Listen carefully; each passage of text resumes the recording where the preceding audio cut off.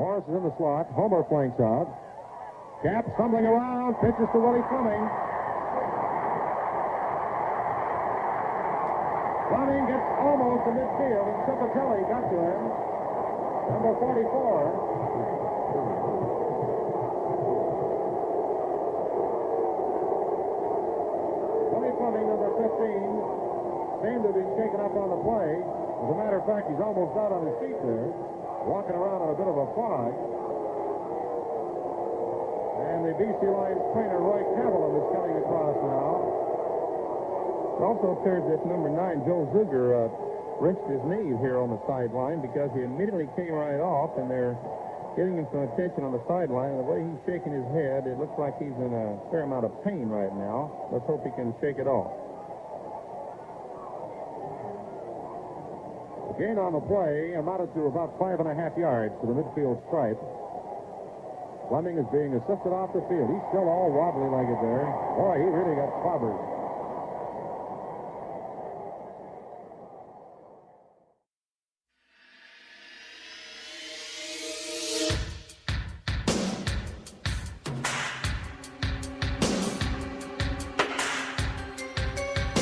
November 30th, 1963, in Vancouver, British Columbia, Canada. In front of 36,545 fans, an incident occurs which changes the course of a league's history. It's an event which ignites a decades-long rivalry. And it's an event that cements the lore of a legend. But can one event, one moment in time, truly be this life-altering? Join us this month on Grappling with Canada as we take a deep dive look into the life and career of King Kong, Angelo Mosca.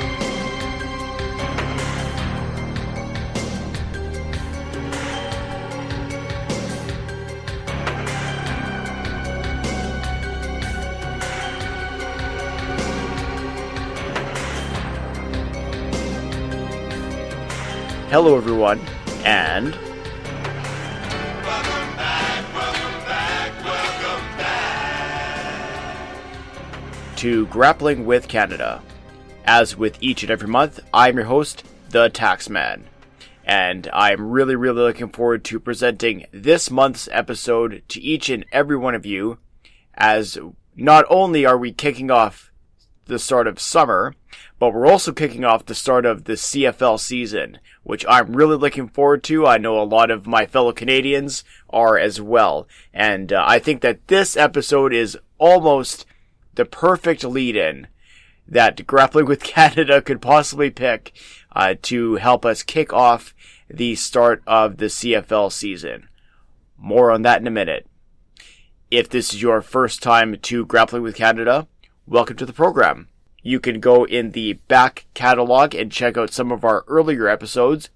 This season of Grappling with Canada has so far focused on, as you can tell from the intro music, some unsolved mysteries from Canadian professional wrestling history. Mysteries such as what really happened with the communist conspiracy in America with George Gordienko, as well as the actual beginnings of Rowdy Roddy Piper. Episodes like that you can find in the archives of this program. You can also find our excellent, in my opinion, Season 1 episodes of Grappling with Canada. There are many other football-related episodes, as we did cover Gene Kiniski, Archie the Mongolian Stomper, spent some time in the CFL as well as Stu Hart. So go back in the back catalog and check out those episodes, as well as some incredible deep dives on other individuals such as Rhonda Singh and the madman from the Sudan, Abdul the Butcher. I just want to thank everybody for checking out last month's couple of episodes. I know it was a bit shorter than we usually do. That would be the episode on Skylo Low. No, that is not an inside joke, if you will, either. But it was just, it was an episode that I felt needed to be done, to kind of shed some light on what are the forgotten little people, wrestlers from professional wrestling history. I know there wasn't a ton of meat on the bone, but I thought we uncovered some really interesting information, and I hope that everybody was able to enjoy that one. I also want to make mention of the special episode that we released last month with Mike Rogers, with his 2 volumes of Excitement in the Air, volumes 1 and 2 of that are available now, as well as his new release, Katie Bar the Door, which should be coming out in the next couple of weeks. So as I hear more information on that, naturally, I will keep everybody appraised on this program. So I want to thank everybody for checking out those episodes. And once again, if this is your first time to the program, once again, I invite you to go and check out the previous episodes. That's the one, not the only good thing about this program, I will say, but one of the great things about this program is the content never grows old.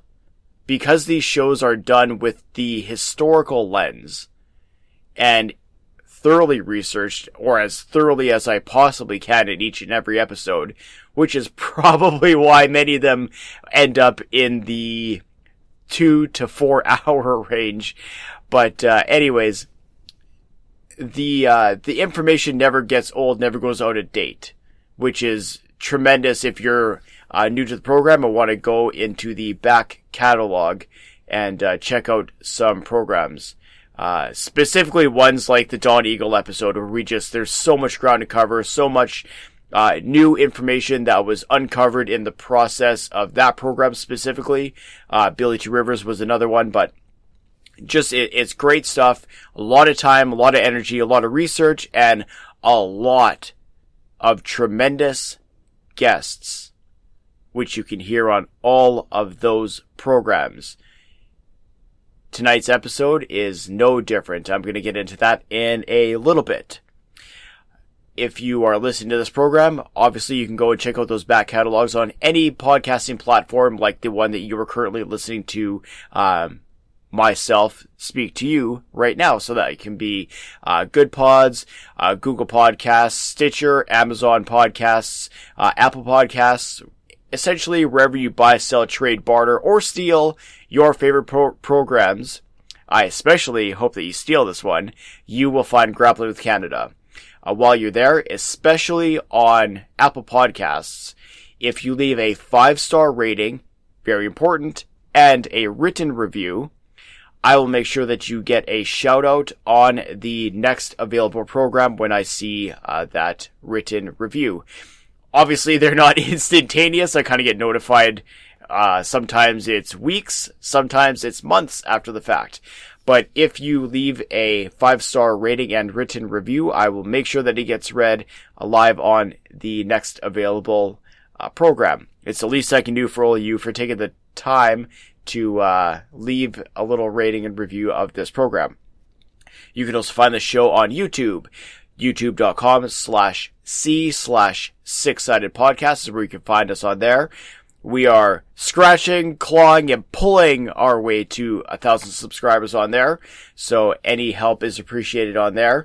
Usually these episodes wind up on YouTube a couple of weeks after they drop on the main podcast feed. So if you go on immediately and it's not on there, don't panic.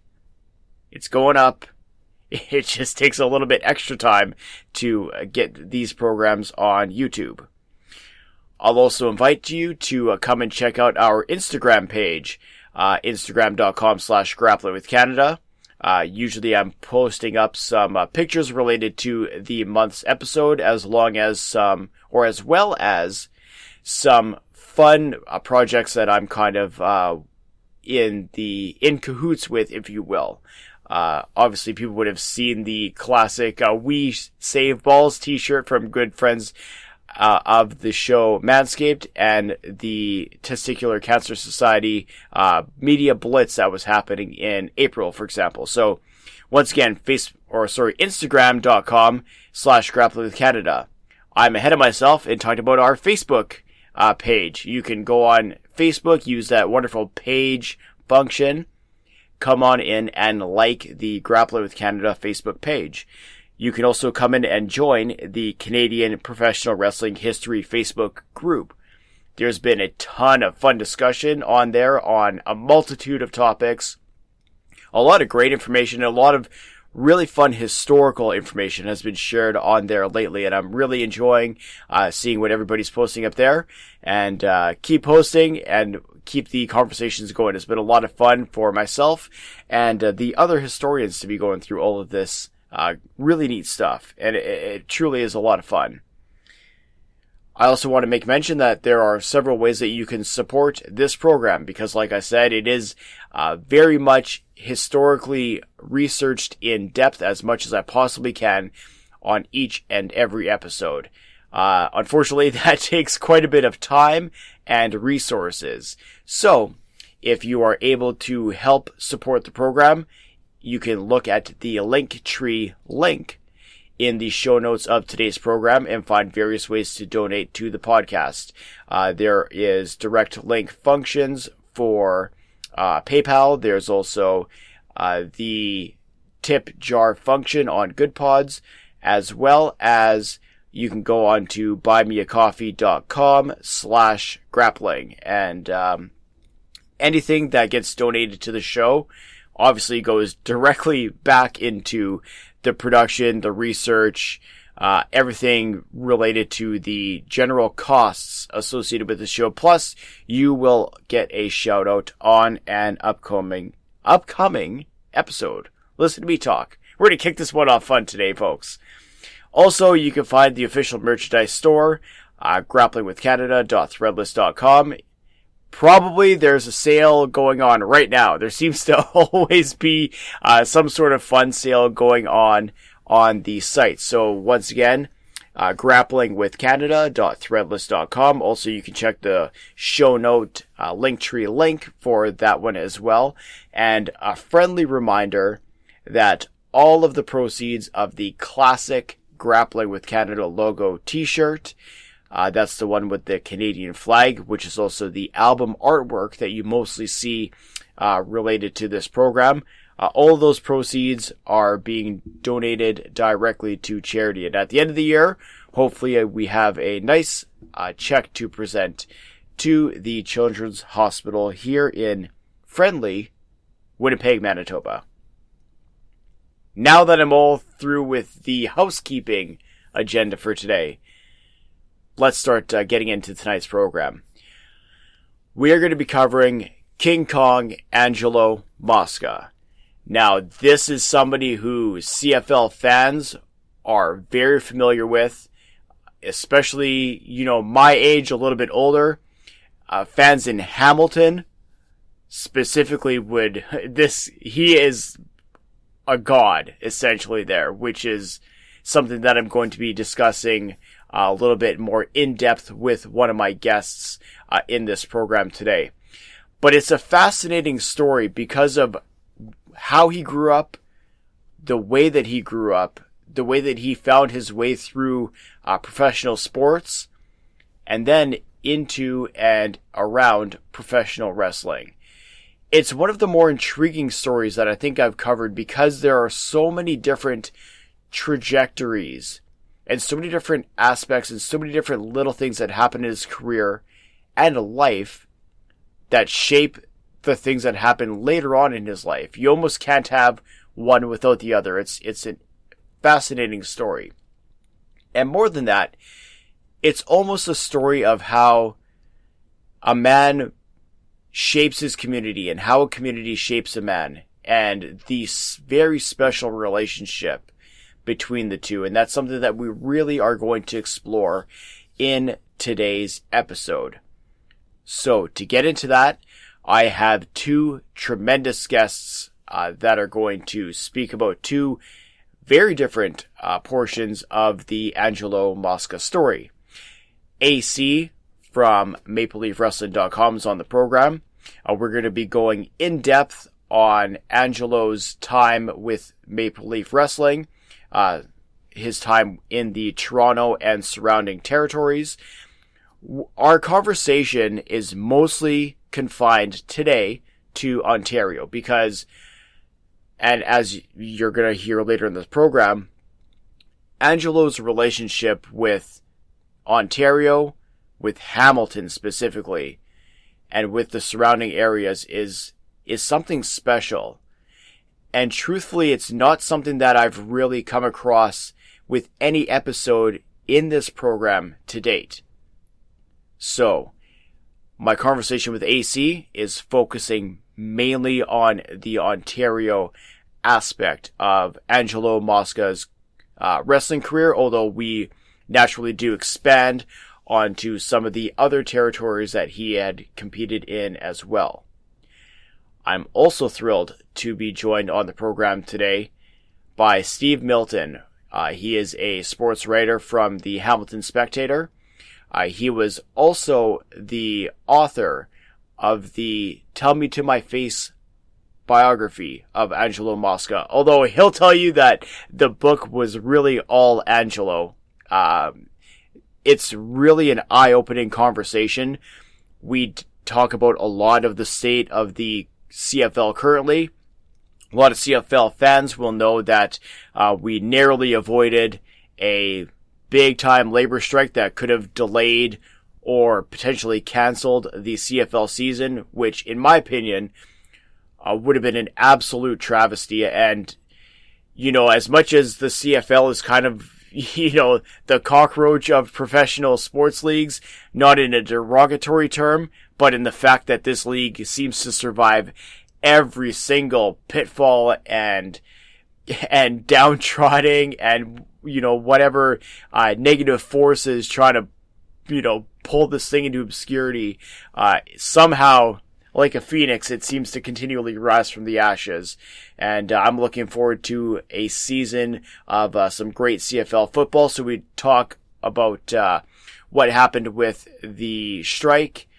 We talk about, obviously, Angelo's CFL career, what he means to Hamilton, but also what Hamilton means to him. And we talk about a lot of interesting personal stories relating Angelo Mosca, many of which you may not have heard before if you don't have the book. By the way, there will be a link to that book in today's show notes, so you definitely want to check that out. To say that it was a passion project, I'm sure you'll be able to hear in Steve's voice that that is probably an understatement. So definitely want to get that book, give it a check out. It's in the show notes, or the link to that book, I should say, is in the show notes of today's program. Now, before we get into the meat of the matter, how about we kick this thing off with a little bit of classic Angelo Mosca audio. So I'm going to play some classic Angelo Mosca audio, and on the other side, let's start to get to the meat of the matter of King Kong, Angelo Mosca. Please enjoy. Chance to walk and talk. They talk about the Empire State Building, but when they talk about the Empire State Building, they talk about King Kong Mosca. 6'5", 320 pounds, walks and talks and does exactly what he wants to do. Backlund, you can have your humble pie, because I'm going to shove it right down your throat. You got something I want. The people know I'm a champion. The only thing that's missing is the belt around my waist. And then the people will say, King Kong Mosca does not demand respect, he commends me. Because he's very deserving of having that belt around his waist. So beware. It's like the Ides of March. I'll be on your trail in every corner, and King Kong Mosca will walk and talk one more time. Mosca faces Backlund in Madison Square Garden. The second oldest boy in a family of 4 boys and 7 girls, Angelo Mosca was born on February 13th, 1937, in Waltham, Massachusetts, to Agnes and Angelo Mosca. Though his family and personal life growing up was very difficult, something that we're going to get into a little bit later on in the program with one of my guests, Mosca ended up becoming a prodigy football star. And standing at 6'5" and 265 pounds, he was heavily sought after by colleges. He ended up attending the University of Notre Dame on a scholarship, though he was kicked out for bookmaking, which is the term for making bets on sports games. Something that he would have learned from his father. Again, more on that a little bit later in the program. Next up, he went to Wyoming, but he was booted out of that college for theft. Now, it was said that he was stealing typewriters at the time, which, again, is something that we're going to discuss later on in the program. Though his reputation of any of that didn't scare off any of the pro scouts, as he was selected by the Philadelphia Eagles and the Hamilton Tiger Cats, and ended up going to Hamilton in 1958 once he graduated from Notre Dame with a degree in business administration. Now, a lot of people would be wondering why he would choose the CFL over the NFL. Now, you have to keep in mind that at the time, players were actually making more in the CFL than they ever could in the NFL. This was before the big national expansion of the NFL, and to be quite frank, a lot of the best players and a lot of the best money was being made and played in the CFL. Angelo Mosca would be quoted as saying, quote, "When I came here, the money was better. It was a different time. Also, the bonus money was a lot better. The only thing I knew about Canada was that the Maple Leafs and the Canadiens came to the Boston Garden to play hockey. That's all I knew about Canada." Mosca would go on to become a massive star in the CFL, something that we're going to get into later on in the program as well today. And it's most notable that during the 60s, it would be said that Mosca was the second most recognizable man in Canada, one right behind Prime Minister Pierre Trudeau. Now, another thing that we're obviously going to be touching on in this program is his wrestling career. Now, it is interesting to note that Mosca's professional wrestling career actually got started in 1959. It was Montreal wrestling promoter Eddie Quinn who had originally suggested that Mosca consider the squared circle. There's a quote that Mosca said from slamwrestling.net. A good friend of the show, Greg Oliver, is the author on this one. Quote, "He was from Boston, but he was a taxi cab driver," Mosca recalled of Quinn. "I was a high school All-American. I was in St. Louis's Sporting News and got a scholarship to Notre Dame. He knew my whole background. So I came up to Canada in 1958, and he calls me up in 1959. He says, 'Why don't you try professional wrestling? You're making a name for yourself in football.'" Now, two of the early names who helped him learn the trade were Duncan McTavish and Gino Brito. Gino Brito would talk about the conditioning that Mosca would bring from the gridiron to the ring. Quote, "When he came out of football, he came to Montreal. We went out to Granby. We were supposed to do a 5 or 6 minute match. We went about 30 minutes. He was hard to work with. He was a big bastard," said Brito. "You came out of the ring, you were drained out completely. He could tell the guy that had been in sports before. He knew timing and playing to the crowd too." Now, the Montreal and Toronto areas were not the only areas in Canada that Angelo Mosca was a featured performer. He was also heavily featured here in Winnipeg, and as well as in Stampede Wrestling. His time in Stampede Wrestling is interesting because he has some, shall we say, unique perspectives about how he was presented there and what ended up happening there. To speak a little bit more about that, I'm going to read an excerpt from Pain and Passion, the tremendous book by a friend of the show, Heath McCoy. Now, some of these comments may seem out of place. However, as we get into the Angelo Mosca story, I think you'll understand his headspace and where he was coming at in terms of some of these observations that he had in Stampede Wrestling. So I'm going to quote directly from the book. Another football player Stu recruited was Angelo Mosca of the Hamilton Tiger Cats. Mosca, a Canadian Football Hall of Famer, was thought to be one of the fiercest players in the CFL.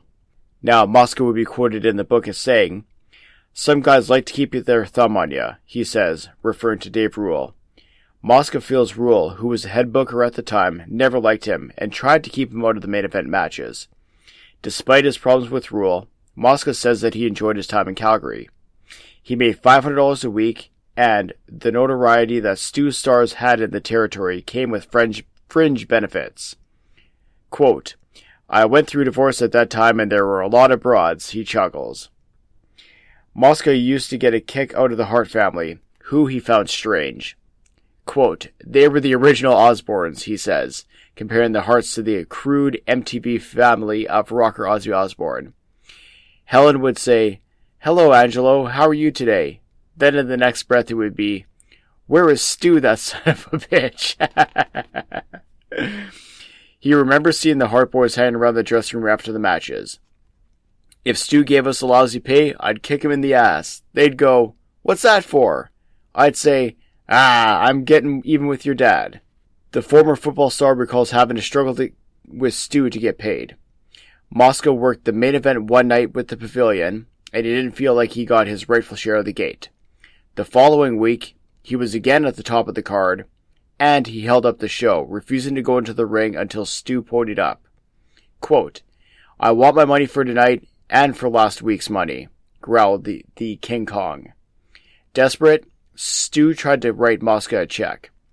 Quote, "I don't want no check, I want cash." Stu went to the box office to get the wrestler's money. "I took all that cash and put it in my trunks. Then I went to the ring." And that's something that will make a little bit more sense as you hear one of the other guests of the program today and one of my later on conversations. Money and power and respect is something that really did seem to matter to Angelo Mosca. Obviously from his humble beginnings, we'll say. And again, more on that a lot later.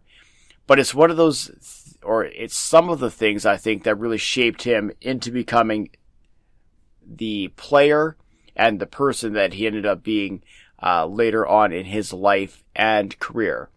And fortunately, towards the end, he had softened up, which is why some of the tremendous insights that Steve Milton is going to be bringing to the program are really, really eye-opening and really just something that you would not expect to hear about somebody like King Kong Mosca, who was, for all intents and purposes, one of the meanest people in professional wrestling and on the gridiron.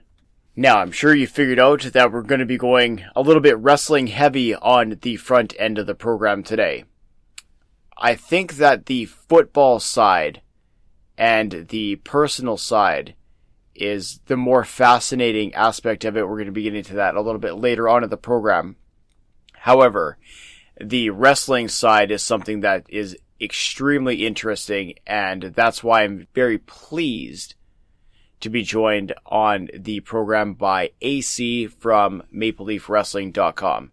We're going to be discussing his being Angelo Mosca's time in the Toronto area. We're going to be talking some of his most memorable feuds, his time with the Canadian heavyweight title, and much more. But before we get into that, how about we play some more classic Angelo Mosca audio?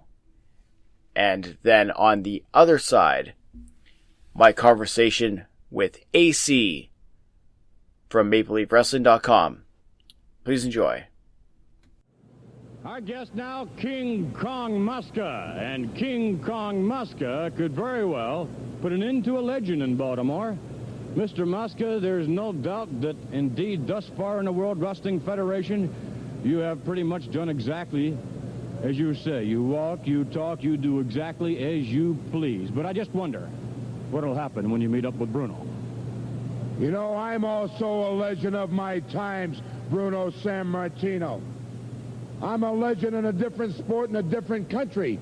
But that's history. That's what you will be. When I pin you in Baltimore, Maryland, is nothing but history. Bruno, when I get done with you, you're going to be wandering along the Potomac, trying to find out exactly what happened to you in the ring that night. Because King Kong Mosca can walk and talk wherever he wants. So, Bruno, it's very advantageous to me, because I've been wrestling day after day. You've been resting on laurels. We had football players resting on laurels. They're not here today. And when I'm done with you, you won't be there tomorrow either.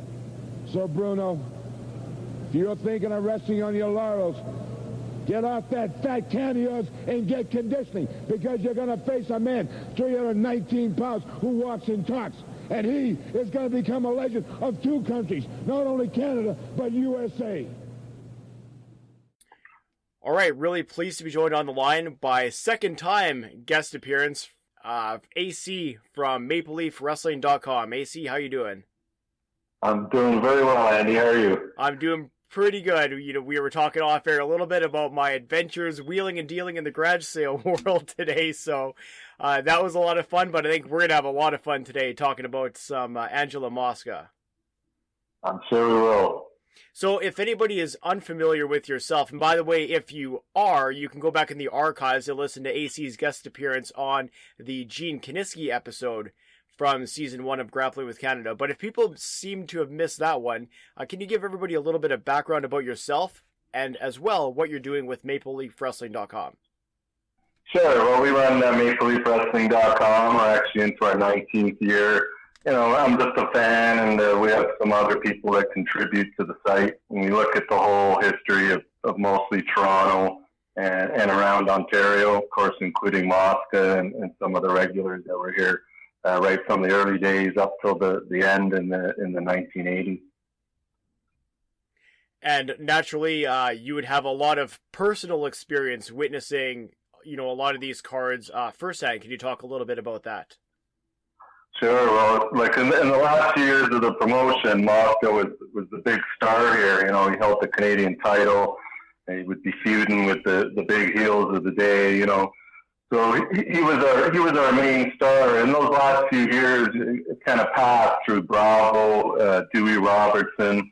By about 1980, Dewey left, and Angelo Mosca, who had been, you know, he'd been a bad guy all those years since he had come here in the late 60s. So they turned him into the local star, and he carried the title and defended it somewhat regularly for the first couple of years, and then the last couple of years it kind of died off. We can get into that a little later, but he was a big part of the scene here for the last 4 years of the NWA days, or the Toronto promotion as it was, before they switched to WWF. So there's an interesting point that you just brought up, and I want to kind of key in on it a little bit, and that was how he was presented to the fans. You were saying that originally he was the heel in the territory, and then turned face. When he was a heel, was that directly a result of, you know, him being a member of the Hamilton Tiger Cats and wrestling in Toronto, or what was the dichotomy there separating or including football with the professional wrestling aspect? Yeah, that's exactly right. He was playing football in Hamilton, you know, and he was known as a tough guy already on the field, kind of a heel persona, you know, and he was wrestling at the same time. But at that time, he was more of a heel as a football player, as far as everybody knew him. Yes. So of course, when he turned to wrestling, and especially there's a bit of a rivalry, you know, Toronto Hamilton in the football world. So naturally, that translated into the ring. So, you know, for those first few years, he was a heel. Of course, he was a heel pretty much everywhere he wrestled, most of the time, with the exception of Toronto and a little bit in Winnipeg. But most of that time, he was always a bad guy. You know, fit him perfectly on and off the field and in and out of the ring as well, right? Now, did his turn, babyface, did that occur after his playing career then? Yeah, that was a lot later. Like when he first came into Toronto, he was still playing, and then he gave up the game, went into pro wrestling full time. By the Mid-Atlantic era, from 1978 on, when they created the Canadian title, he had just flipped. Like, he was still a bad guy at that time.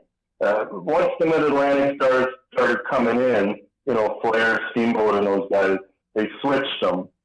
So he was now a good guy, and it set the kind of the stage a couple of years down the road to fit him right in there as the number one guy. Now, it's interesting almost, you figure this guy, a big football star, a lot of notoriety in Canada, goes down to the States. You just had mentioned his time in Mid-Atlantic. He was a big deal in the States as well. Do you think that his background in the CFL helped his career in the States? Because I understand that he had his choice between the NFL and CFL when he was getting into wrestling, into football as well. Yeah, I think he had a reputation even at that time. I mean, at that time in the 70s, especially, the wrestlers who had legit backgrounds, I think we touched on that in the Kaninsky episode. The fans, it was a different way of looking at them because you knew they were a legit athlete. You knew they were tough already. So it definitely helped with their ring persona.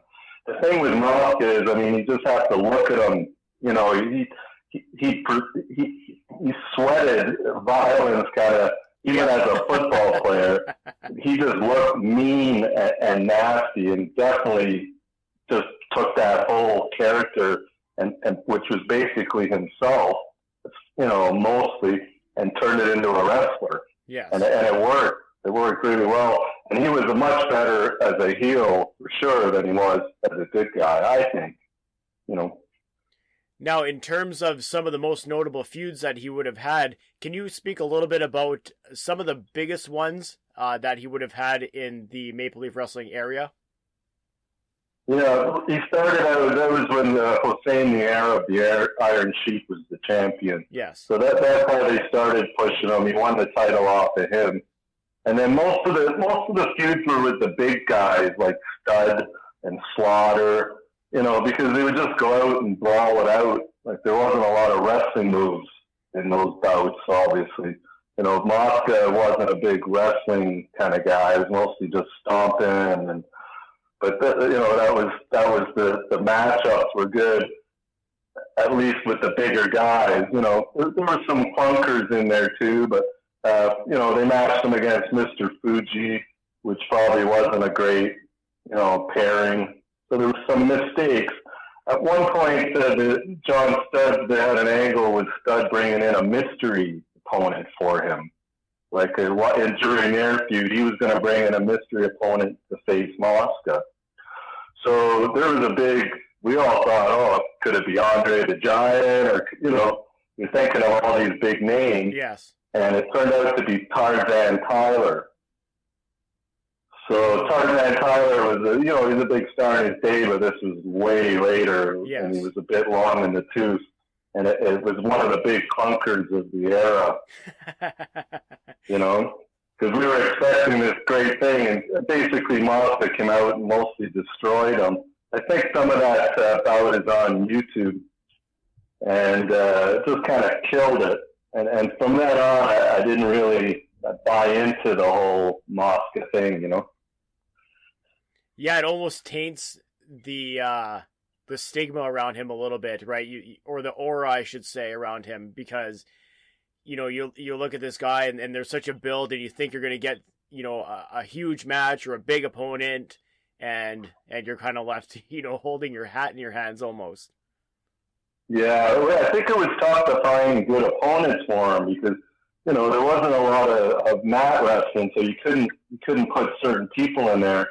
I mean, at the same time, at that time, he was also appearing in WWF in New York as a heel and challenging Backlund. And they were having big violent brawls, but not a ton of wrestling in them either. But that was another aspect of his title reign here. While he was a good guy in Toronto, he was a bad guy in the WWF. Which that's interesting too, because Toronto would have had the WWF television at the same time, right? Sure. I used to watch WWF at midnight on Saturday night. We used to get it on WUTV out of Buffalo. And it was the show that Vince hosted with Pat Patterson. Yes. And then that's right around the time that they had that incident where Mosca attacked Patterson with the water pitcher. Yeah. Have you seen that? Yeah, I've look it up. It's one of the best. It looks like he really kills him with it. Like he hits him hard.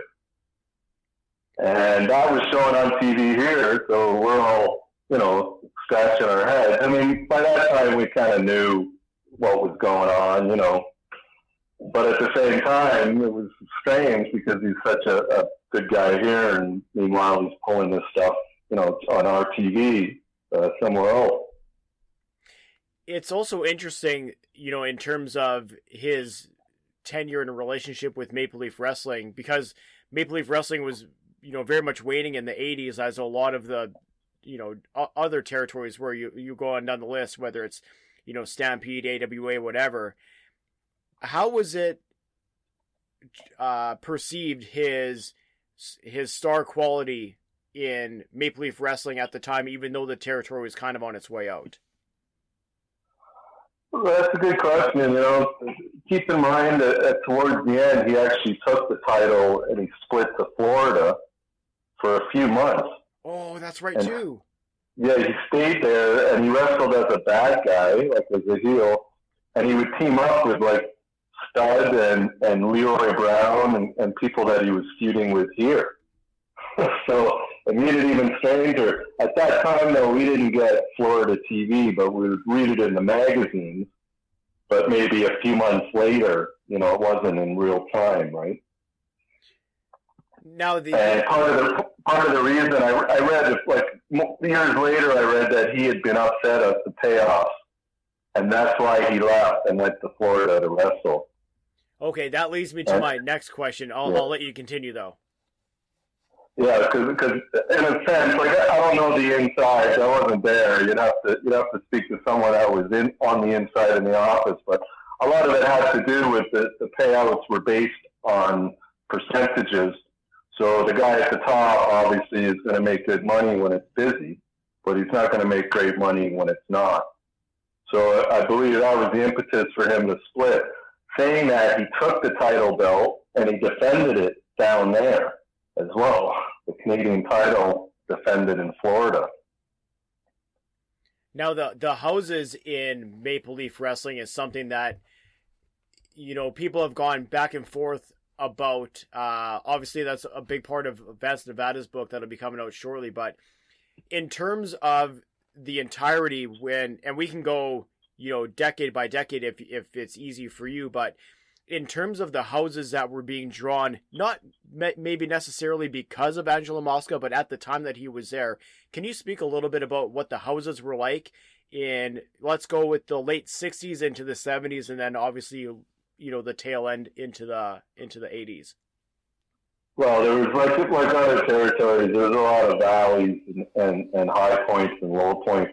Like the 50s was a boom here. Yes. So coming out of the 50s, there was a bit of a letdown in the 60s. Business picked up, mid-60s. They were still doing well. And a lot of the misunderstanding is, like, they may see attendance results from 1965 at Maple Leaf Gardens, 5,000. Keep in mind, though, it was weekly cards. Yes. Right? And they weren't only appearing in Maple Leaf Gardens. They were doing a little circuit at the time with 3 or 4 other cities as regular stops. So as a whole, they were doing still pretty well, but not as good as in the good times. Of course, the Chic era, they did really well there for 4 or 5 years. And then when the Chic left, Frank teamed up with Vern Gagne and the AWA. The cards were better, but the attendance didn't help. Like, it didn't come back. So by the time 1978 rolled around, they made the connection with Jim Crockett Jr., Ric Flair, Ricky Steamboat, Jay Youngblood, those guys all started coming in, and it started going back up again, where you'd see 11,000, 15,000, those types of houses. And did those types of houses continue into the 80s, or was there a lull before the shutdown? No, it continued. There were some good cards in there. They hit 15,000, 16,000.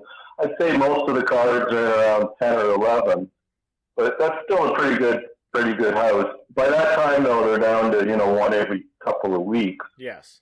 Sometimes one every 3 weeks. So it was a little different. Saying that, though, they did go back to the circuit that they had discontinued mostly in the 70s. So by the time Mosca was Canadian champ, they had 4 or 5 cities to hit after the Maple Leaf Garden show. Yes. So they would hit 2 or 3 each time. So they had kind of a mini circuit, but it was only every couple of weeks. Now, so the houses were still good. It didn't start to die off until, mid-'83 in that area. So for the last year or so of the promotion, it started to downfall, And in terms of, the houses, how the cards were during Mosca's, title reign with the Canadian title, who were some of the big feuds that he had there, and what kind of houses were they drawing? Was it in that 10 to 15 range consistently? Yeah, some of them. I wouldn't say Mosca was a huge draw, like on his own. Yes. The big draw here through those years is definitely the NWA title, and mostly Ric Flair. Flair and Steamboat, those guys really brought the houses. So even while Mosca was champ, I mean, they did well, and he was part of a couple of big cards. Like in 1982, they had the double world title card with Mosca faced Bockwinkel for the AWA title, and Ric Flair and Harley Race fought for the NWA title. And there was the 11, 12,000, which is still pretty good, but they had to appear in Buffalo, not Bockwinkel, but Flair and the rest of the crew in the afternoon. So they had 10,000 in Buffalo. They did 11,000 something here. Wow. And then the following day they took it to Ottawa, and they did 10,000 there. Jeez, so you got to kind of look at the whole picture, not just the gardens in those years, because there was quite a few other houses to add in, Now, in terms of where Mosca was working in the time that he had the title, was it mostly in Toronto, or was he going to Buffalo, and was he going to Ottawa and the other cities? Was there cities that were left out, and was there cities that he frequented more? No, he would appear on most of those. Well, what they ran is, like on the Sunday night Maple Leaf Gardens card would have all the Mid-Atlantic stars there, And then on Monday they would go into Hamilton, or on Tuesday they'd hit Oshawa. So they'd have a little mini circuit after the Garden show. The thing was that some of the Mid-Atlantic stars, like especially Flair or some of the bigger ones, they wouldn't always stay on for those circuit cards. Yes. But Mosca would appear on all of them. So he would defend the title versus the Iron Sheik here, then in Kingston, and so he would move around. He would do 3 or 4 of them, and then it would be a break until the next Garden show a couple of weeks later. Which is interesting too, because a lot of times you'll either hear of guys who, maybe they'll make a few shots, and then you'll hear about guys they make sure they make every shot. I wonder if going to all of these cities was important to him, rather than just kind of having to do it as some people would look at it. Yeah, I think it was probably beneficial, because the local guys, they were all local. Angelo probably was in Hamilton at the time. Those guys were living here, so to go do a few shots and get paid after the big show probably helped. He was very busy, Mosca. He was flying back and forth to New York a lot during those first couple of years with the title, 81, 80, 81, 82. So he would appear here and then be gone for 4 or 5 days and do the WWF circuit. He'd appear at the Hamburg tapings. He'd appear at MSG. Then he'd be in Philadelphia. He'd do all that circuit as well. And by the time he had done a bit of a circuit there, he would come back here. So he was doing very well, I'm sure, as far as paydays all around, And then in terms of paydays while he was a champion, would you know what he was looking at? I know it was a percentage of the gate, and obviously we can extrapolate what the gates were, but would you have a rough idea of what he was averaging per show? Well, I don't know in that era. I do have some info from previous eras. I mean, they could make a lot of money if there was 15,000 people there. The headliners could walk away with a few thousand, 5,000, that type of money. Just like anywhere else. Like if you've ever seen the booking sheets from Houston or that circulate around, you can see the top guys sometimes, $7,000 for a night. Yes. Or so they could make it, and they could make it here too if it was busy. And I'm sure when times were good, Mosca did very well, and that's why he kind of homesteaded, It's always fascinating to look at the numbers side of it because, people will throw around, that wrestlers today with the guaranteed contracts and what they're making, and that's a whole other conversation, I feel, for a different time. But you look at some of the numbers that guys were making back in the day, like you were saying, 3, 5, 7,000. You put that in today's money, right? You're looking at 10 to 15,000 for one match. It's pretty wild to think. Sure. I mean, it's like a rock band. If you're playing 10,000 seats arenas, you're going to be making some big money. And Frank Tunney was known as being a pretty good payoff guy because of that percentage type pay. So the wrestlers knew if it was busy, they're gonna do well here. Okay, so now that you brought that up, that's something I want to dig into a little bit. And it'll divert a little bit from our Mosca discussion, but it's something that I've continually come across in my research for this program is how Tunney ran the payoffs. And it was noted that he was one of the more generous payoff people, one of the more fair ones, between him, Muchnick was noted as one, and a few other ones. Can you speak a little bit about how Tunney ran the territory in terms of payoffs and how he dealt with the crew that he had? Well, I mean, I can only tell you from what I've read or that I don't know inside. Part of the Toronto territory is very closed. The Tunney family basically kept all the secrets. So unless Eddie is the last one that would kind of be able to give you that, to be able to look at the ledgers would be fascinating to say the least. Oh I can tell you that that Frank definitely modeled his office after Muchnick, and dealt with almost ran Toronto in a similar way to St. Louis. At least that's the way I see it from the outside. So he definitely paid well at the top. I don't know about at the bottom. There was a lot of our local wrestlers left and went other places. Yes. To kind of hit it big, because it was tough to crack that top spot here, or to get into the main, the semi, especially in the 50s and 60s. So I think by the 70s and 80s, the office had changed, and it probably wasn't as friendly as it used to be in the older days. Some of that may have had to do with Jack Tunney being part of it too, and having more of a role. Frank, by the time that I was a fan, Frank was almost on the way out. Yes. He was a granddad, and Jack was doing a lot of the day-to-day running of the territory, as far as I know. So it definitely changed by Mosca's time. But saying that, they definitely got paid well right to the end, as long as there was people in the seat, So naturally, after Maple Leaf Wrestling folds in mid-'80s,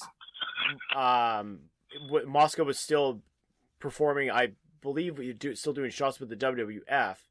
Was he still coming through the territory with the WWF, or had he kind of started to curtail his appearances after that point in time?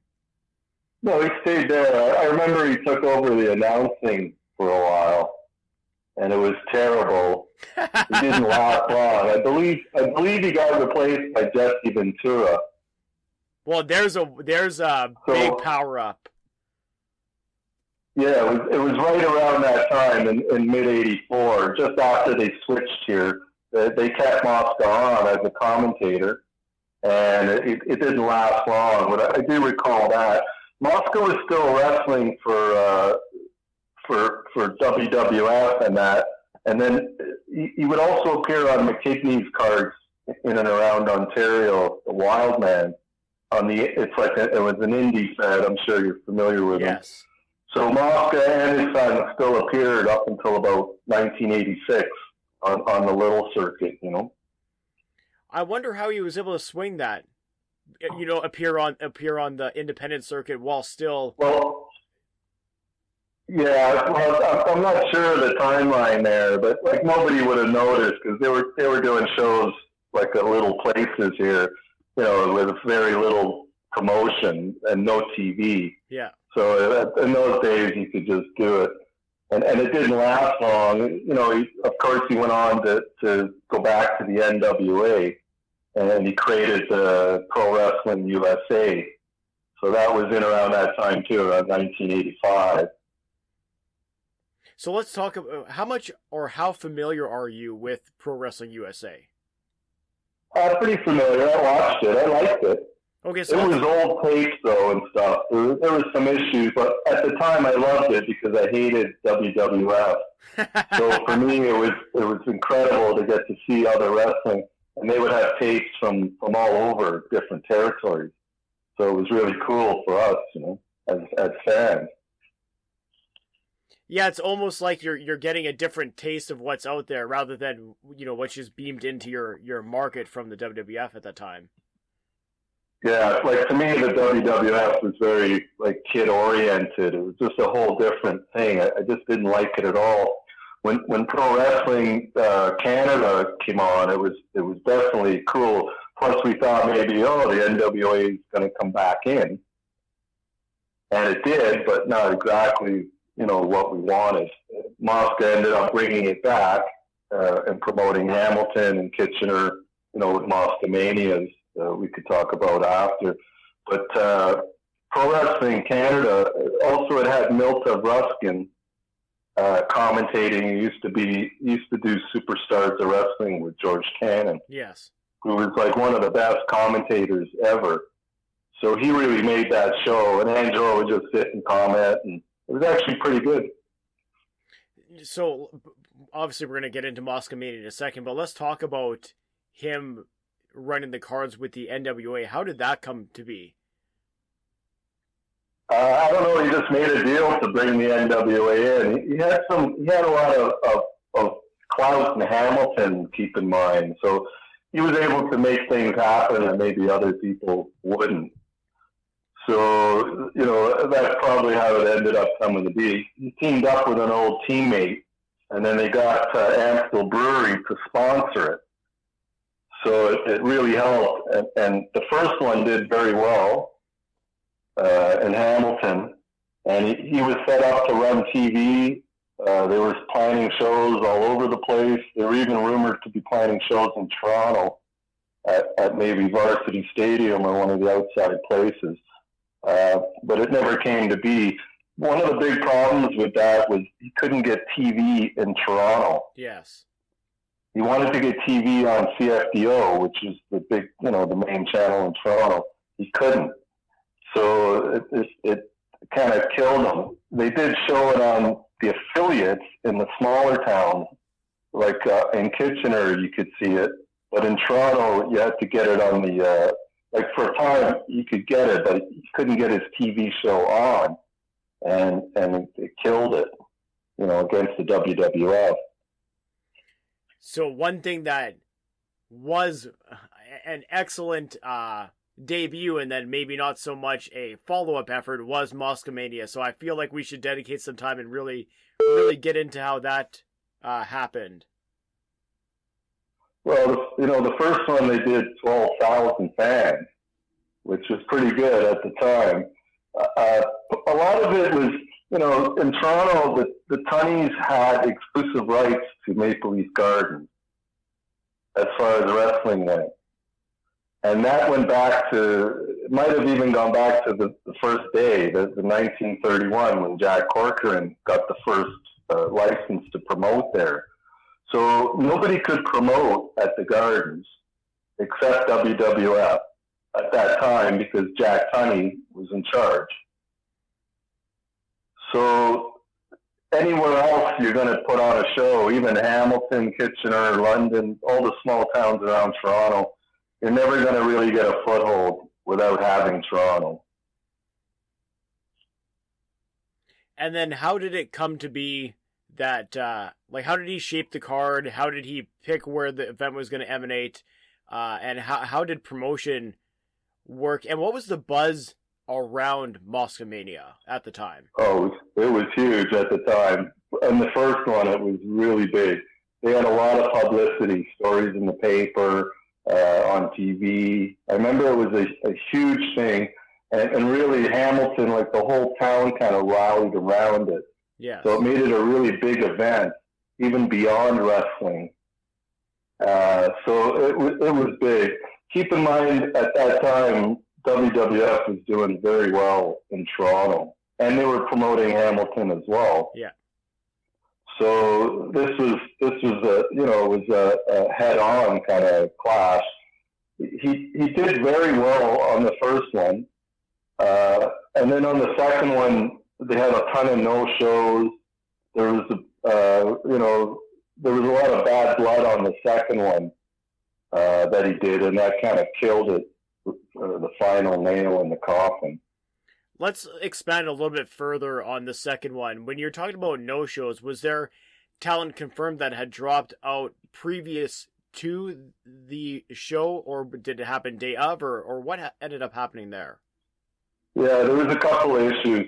One of them is that he ran it on the same night as a show at MLG, a WWF card that was Roddy Piper versus Adrian Adonis in a retirement bout. Oh goodness! And it had a Savage Steamboat matchup. So right away it was killed. It's going to be tough to go up against that. They had Flair versus Nikita, and they drew 3,000 to the Mosca show. The WWF drew 17,000 to the Gardens.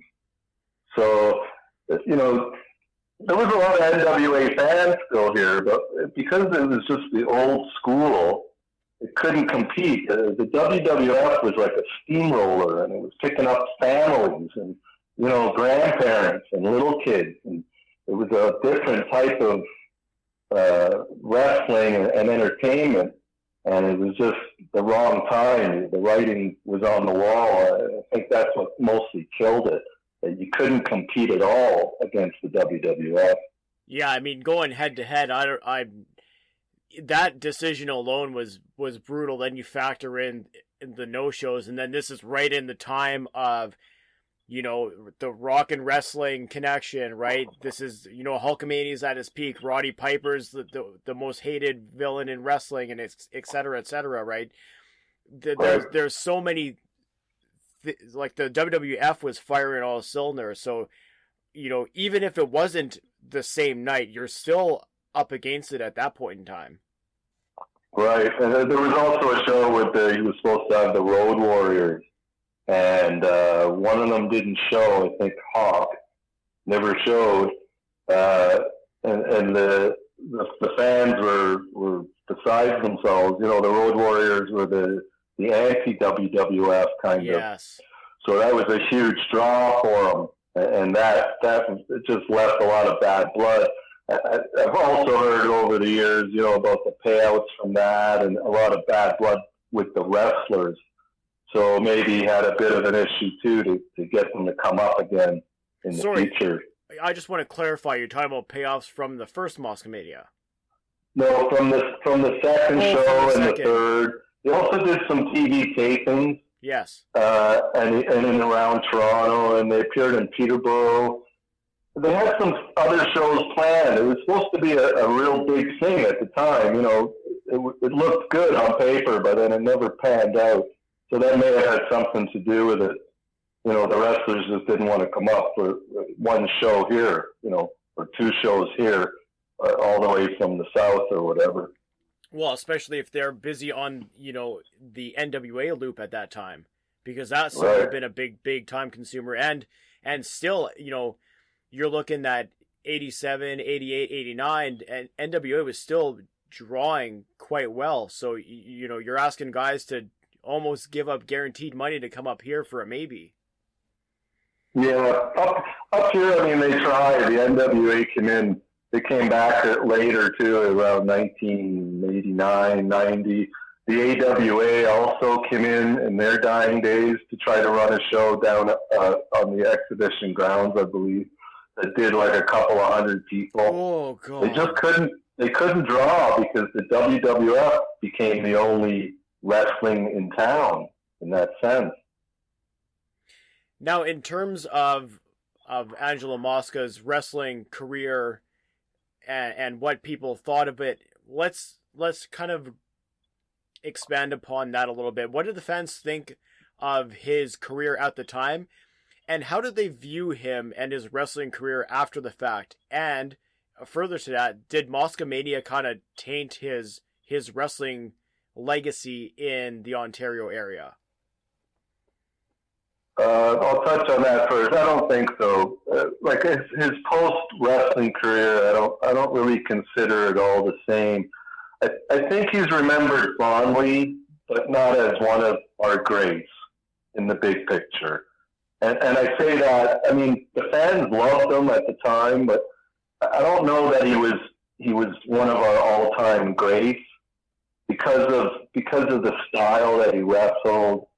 There was quite a few factors because he was just that same tough guy from football. Yes. You know, so I don't know about that. I mean, his legacy as a wrestler and as a football player, you know, is unequal. So you can't really taint anything about his career. I'd say in Toronto, you know, we saw his last years, so you can't really grade him on that. I think if I would have seen him in 1971 or 72.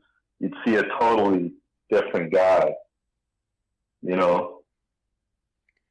Yeah, and it's almost a shame at that point where, you know, you almost catch him at the wrong time, right? When he's most on top is towards the end of both, you know, his career in the ring and then, you know, the dying days of Maple Leaf Wrestling. So you're almost getting the double whammy at that point in time.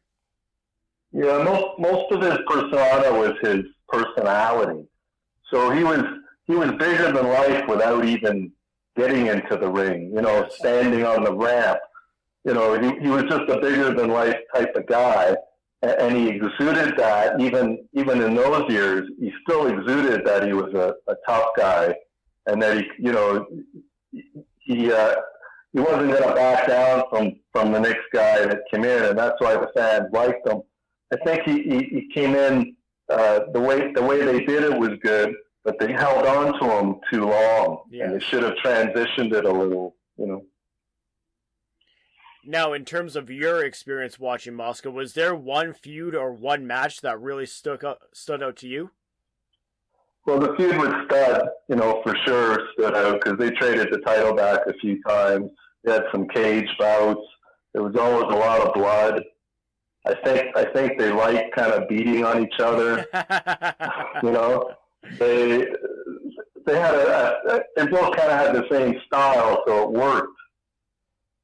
You know, you weren't gonna see too many holes with those two, but those two looked good matched up because they were about the same size, and they could brawl and have a good bout, keep everybody going. As long as you had some other wrestling on the card, you know, some wrestling. Yeah, not just, you can't have a card full of brawls. It doesn't necessarily work. Yeah, in Toronto, usually we had the opener with a good scientific type match, you know, to set the stage.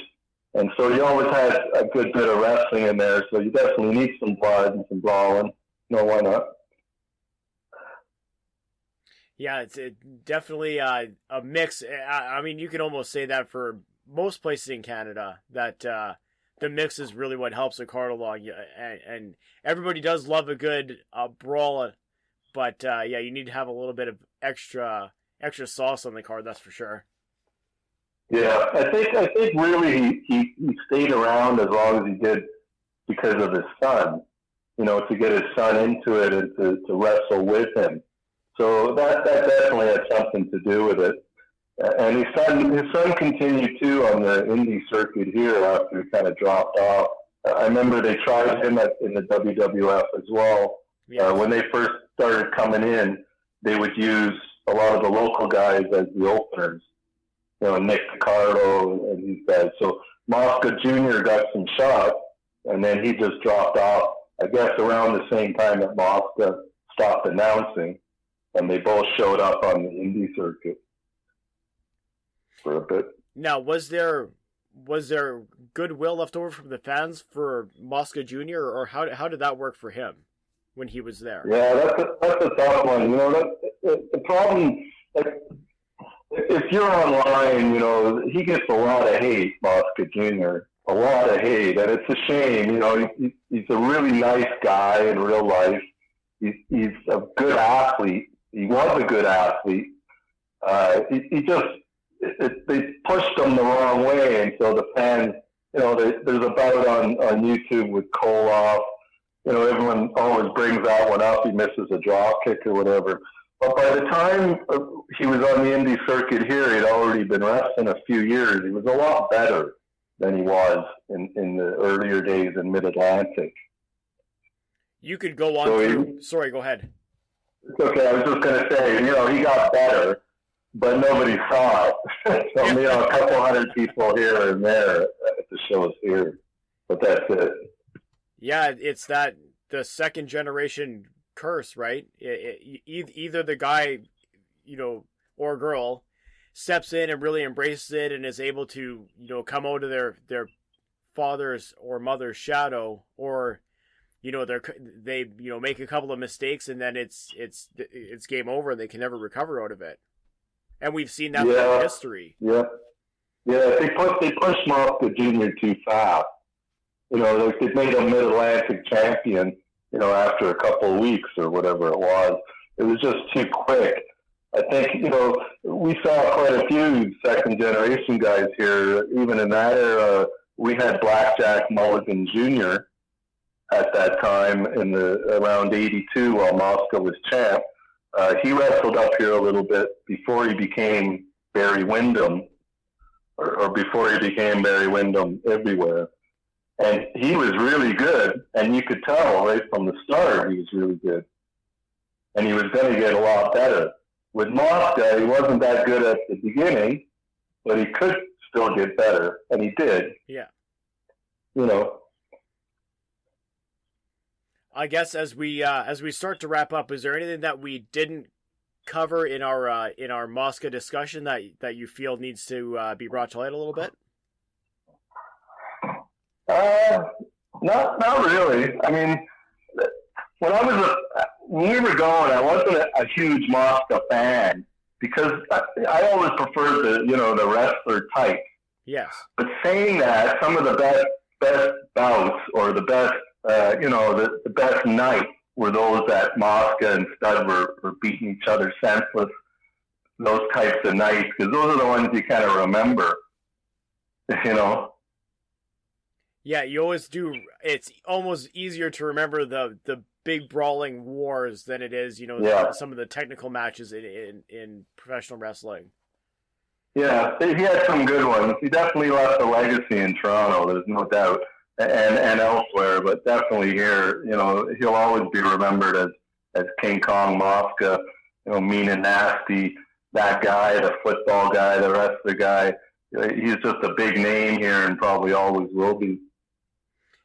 And now, before I let you go for our conversation today, what's happening with Maple Leaf Wrestling, and where can people find what you have going on with that project?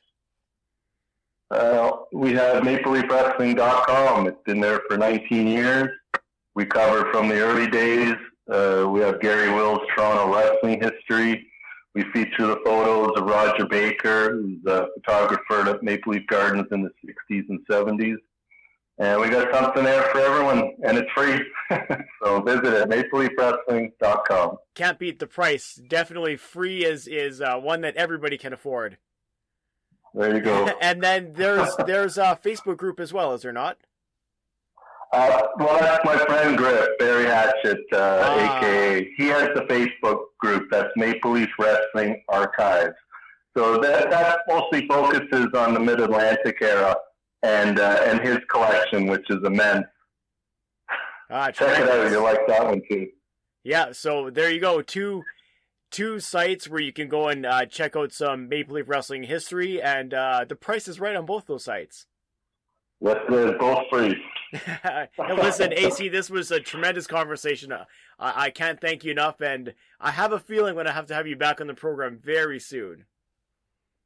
I've enjoyed that, Andy. Thanks for having me. King Kong Mosca has got the... Wait a minute. You're not scheduled to be here. Get out of my way. Let me tell you one thing. Pat Patterson, you made this referee change from the second. The people know what they got because exactly what he wants to do.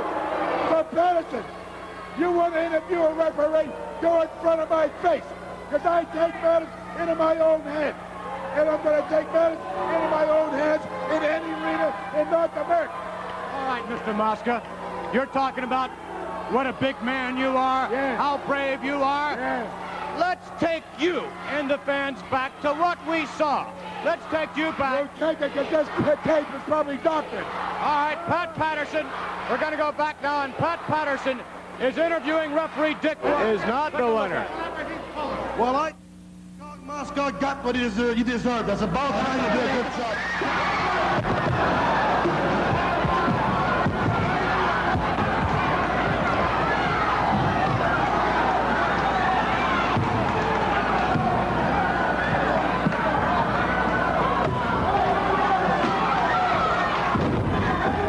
It's going to be a vendetta. I'm getting even with your little blue boy. The little boy blue. Well, I'm going to make him black and blue all over. Because King Kong Mosca does exactly what he wants to do. I'm the king of the WWF. I walk, I talk, and I do exactly what I'm going to do. Listen to these fans. Listen to them. Well, go ahead, bring it on. Call up every one of you people. Bring Valentine out here now. Listen to that. Let them listen. They're all on his side, but I'll walk alone. I'll stand alone. I'll do exactly what I want in any arena in USA. In continuing our look at the career and life of Angelo Mosca, we're going to move into his CFL career. Now, this is something that I had alluded to earlier, and there's a little bit of information on this as well that isn't as well known by maybe today's CFL fans or maybe newer fans of Angelo Mosca. A little bit of that I'm going to get into right now. So, as we discussed earlier on in the program, Angelo Mosca did debut for the Hamilton Tiger Cats during the 1958-1959 season. He was traded to the Ottawa Rough Riders on August 15th of 1960 and continued to play for the Ottawa Rough Riders until 1961. He then joined the Montreal Alouettes in 1962 for 5 games. From there, he played the remainder of his career from 1962 to 1972 with the Hamilton Tiger Cats. And obviously, those are the big years that everybody really talks about.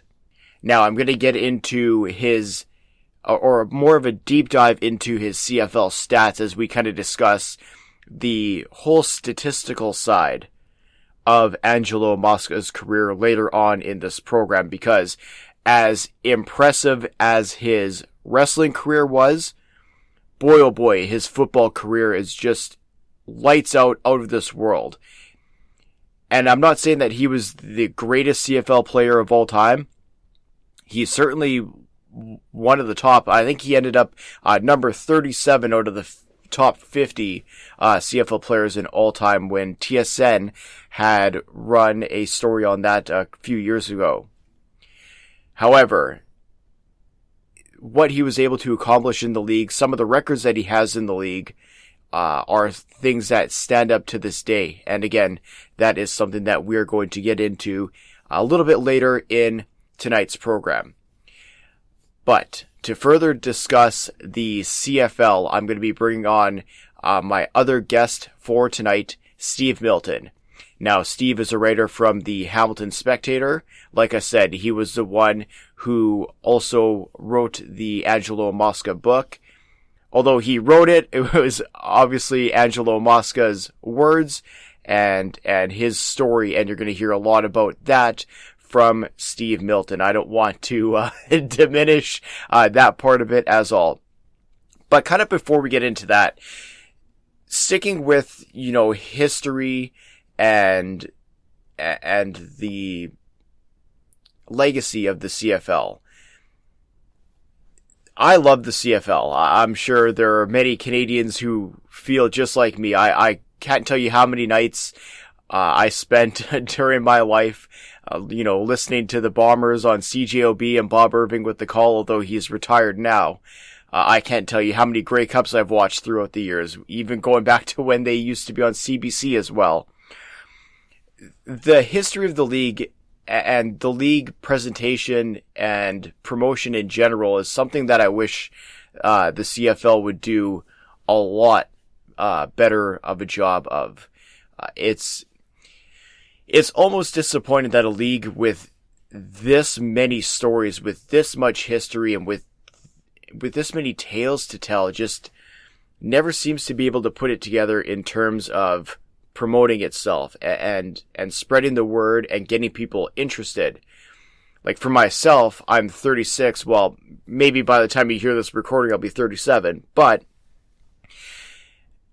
it's my generation, the generation that, comes after me a little bit. And then, now I have 2 kids who are going to be growing up around the CFL.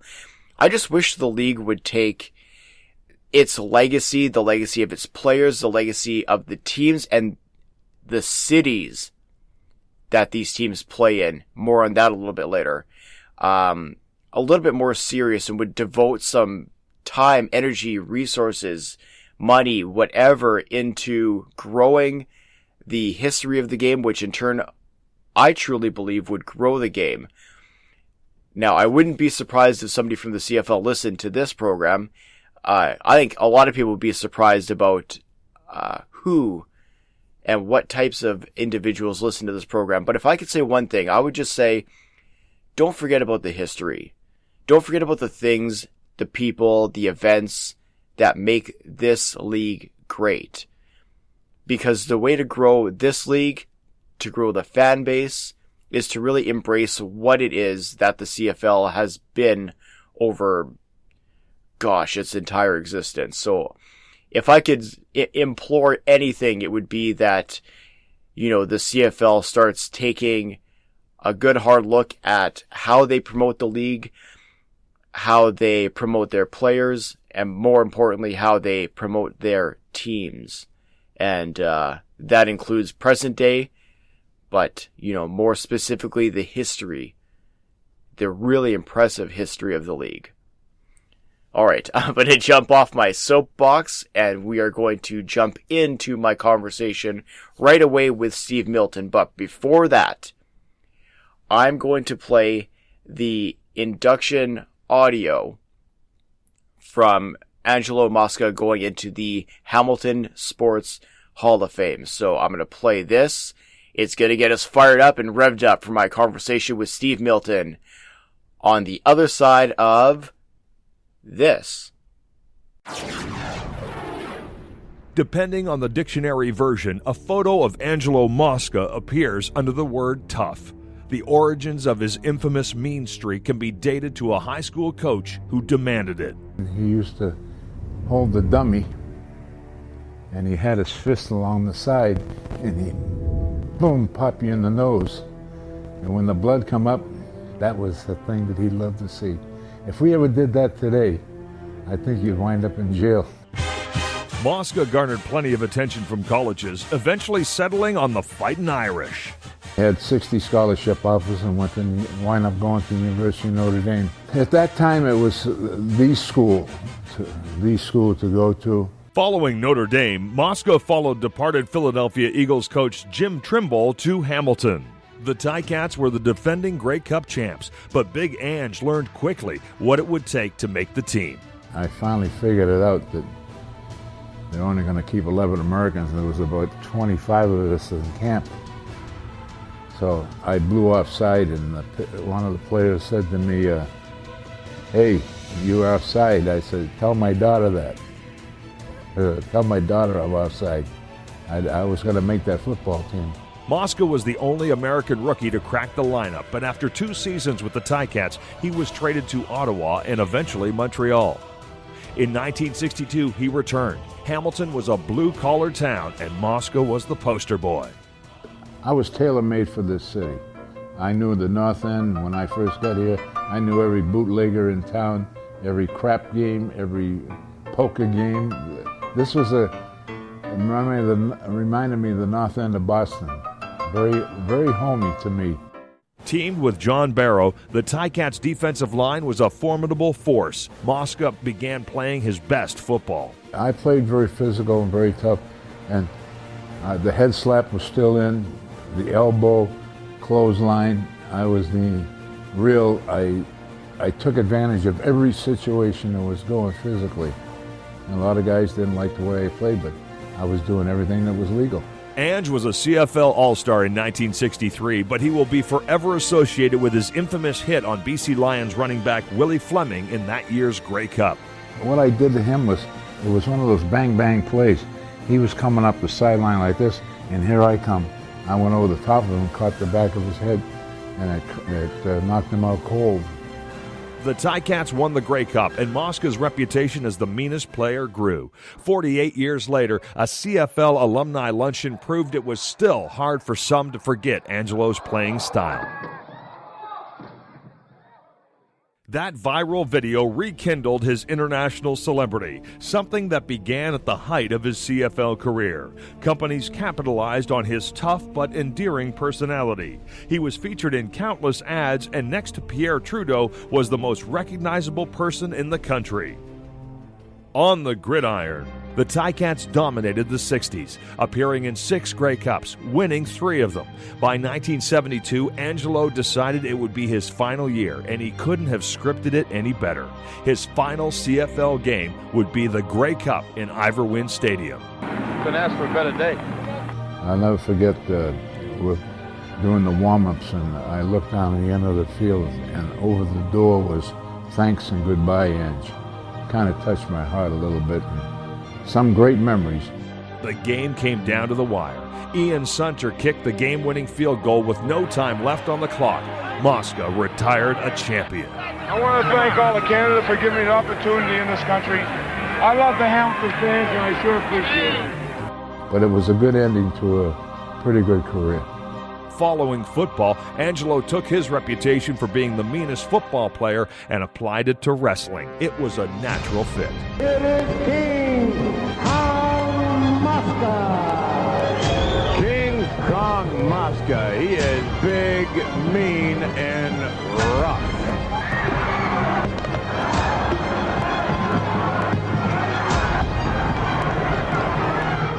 Angelo Mosca was a tough player, but players like Angelo Mosca are tough to come by.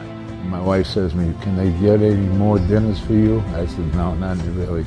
I'm just very fortunate that these things happen." The Hamilton Sports Hall of Fame welcomes Angelo Mosca. I'm really happy to be joined on the line all the way from Hamilton just in time to cover the now on CFL season. Happy to be joined by Hamilton Spectator's own Steve Milton. Steve, how you doing? I'm okay, Andy. How are you? It's you're right to say that. Who knew whether we were going to be here or not? It was a little hard covering practices this week. We were just some of the writers and I and journalists were talking about that. Now that our hearts weren't fully into it because you thought it was going to be useless work. because it sure looked like Thursday that that there was going to be a strike and or lockout, and I'm glad it wasn't. I mean, I'm glad cooler heads and saner heads prevailed, and I think that says a lot here that they managed to each give a little bit here. I'm not sure anybody got everything they want. I know there were some owners that aren't overly happy about a couple of things, and some players clearly aren't, because given what they've tweeted. But here we are. Yeah, it was interesting, as an outsider looking in, and from the fan point of view, we see, okay, CFL's on, they've got the deal, and then the players vote it down, and we're all kind of left in a state of shock, and then, we're on the edge of our seats, because, as you know, the Bombers and Edmonton played last night in preseason, so we were really here in Winnipeg, sitting here going, okay, what's happening here? So I'm glad that everybody figured it out. Well, and it did take some figuring out, for sure, because there's always going to be issues in this league for the number of reasons that everybody there in Manitoba certainly would know, just given the nature. Everybody, you cannot compare this to the NHL, the NBA, or Major League Baseball, and I've covered a lot of strikes/lockouts, particularly in baseball and the NHL over the years. They're different because the union makeup is different and the league makeup is different. Let's put aside the value that we're talking about here, the $1 billion versus hundreds of those kinds of things. But there's no players union like the Canadian Football Players Association, because by mandate of the rules, they have sort of two different designations. There are no different designations in the other. They don't have a separate category for European players in the NHLPA, that kind of thing. They're all in the same thing. And it makes things a lot dicier than people understand. And we saw some of those fissures showing up a little bit during all of these talks. And of course, given there's not many leagues where you have public ownership and private ownership, you could argue the NFL, but you could hardly say that just because Green Bay is cooperatively owned. I mean, they make billions of dollars, so it's, they don't have to have car washes. Like they do in some of the publicly owned places in Canada. So that really makes it a lot more complicated than even those of us that try to study it every day can understand.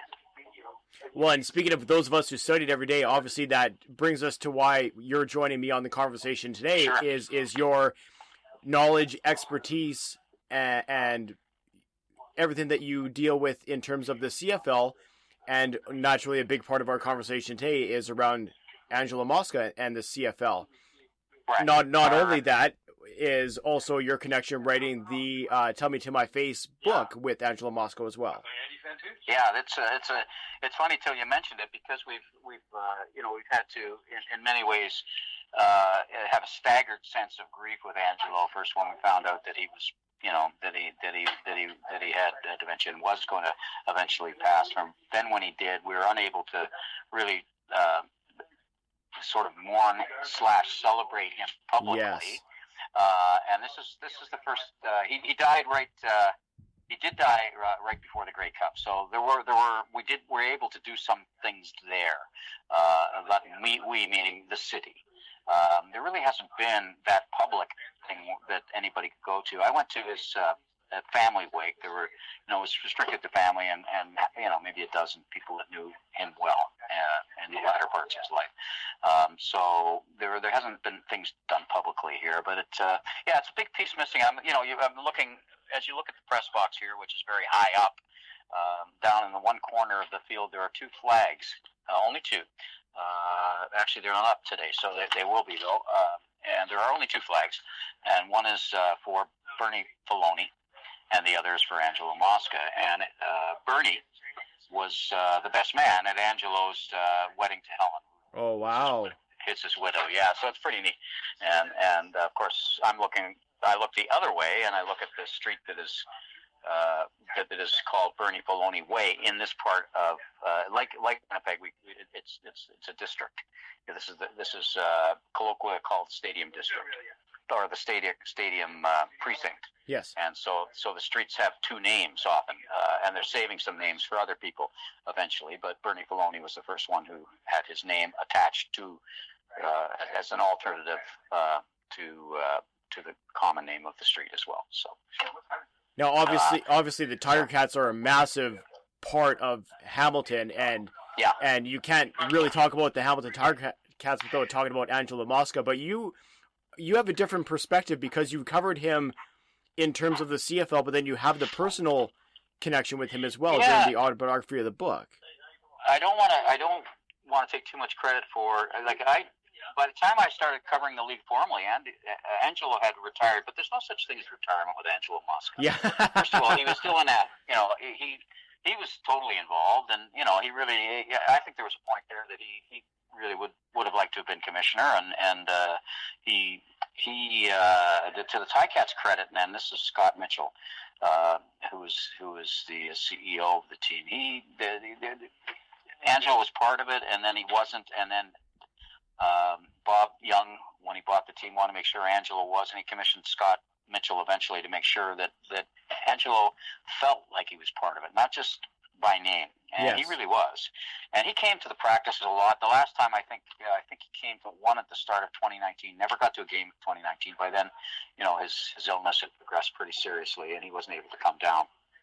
But he was at one practice. I think they had to have their training camp here instead of the university where they normally do, because as you recall, that's right. It was during the practice when they had moved here from training camp, and that was the last time. And his wife said he probably won't be at any games, and he was missed because it was like a king, but a retired king. It was just. I mean, you still see Mosca sweaters, and jerseys in the stands here. Well, you see lots of them, and he always liked this thing that, and why he asked that I write his book was that I was writing a piece on him. I don't know, the anniversary of his retirement or something like that, and it's about him, and there was a line in it that he thought was very indicative of him and the city, and it was something to the effect of, it's very difficult to say where Hamilton stops and Angelo Mosca begins. Yes. And that sort of Venn diagram, the blurred lines between. I'll ask you this, because I think I'm dominating this conversation too much, but can you think of another athlete that is so. There are two or three in this country, in the history, in my time, and I'm fairly old, that I say completely and utterly define the place that they are in. There's Canadian professional athletes. John Beliveau was one. Maurice Richard was another, for the two types of Montreal, but really it was Maurice Richard. Yes. With Montreal. And Angelo Mosca in Hamilton, and there may be one or two others. Is there anybody else that comes close to, when you see those people, you think the city, and when you think the city and sport, and beyond sport. So you have to transcend sport. You can't be the best in the kind of things I'm asking about here. You can't just be the best athlete who ever played in that city. You have to be the one that transcended sports in that city, and when you think of that city, you think of that person. So Montreal and the Rocket, and maybe the whole nation of Quebec, if you want to call it a nation, and the Rocket, and Angelo, and Hamilton. And he may not be the best player who ever played here, but he's the greatest who ever did. And he's kind of the player who exemplifies that Hamilton spirit. Like, I've been to Hamilton quite a few times, and there's a vibe in the city. It's a get your steel-toed boots on and go work hard. And that really, if you want to put Angelo Mosca in a box in terms of the gridiron, that was him. Well, that's absolutely true. I don't know what your rules are, but I'm gonna if I've broken them, I'm sorry. But what this is a hard ass town. Yes. Hard ass, and he was hard ass, and remained hard ass. He had a softening in his latter years. It was actually quite wonderful to see, and that was part of his story. It's the very first part of the book. Once we get through his introduction and my introduction, the very first part of the book introduces. It shocked me when we first started to talk.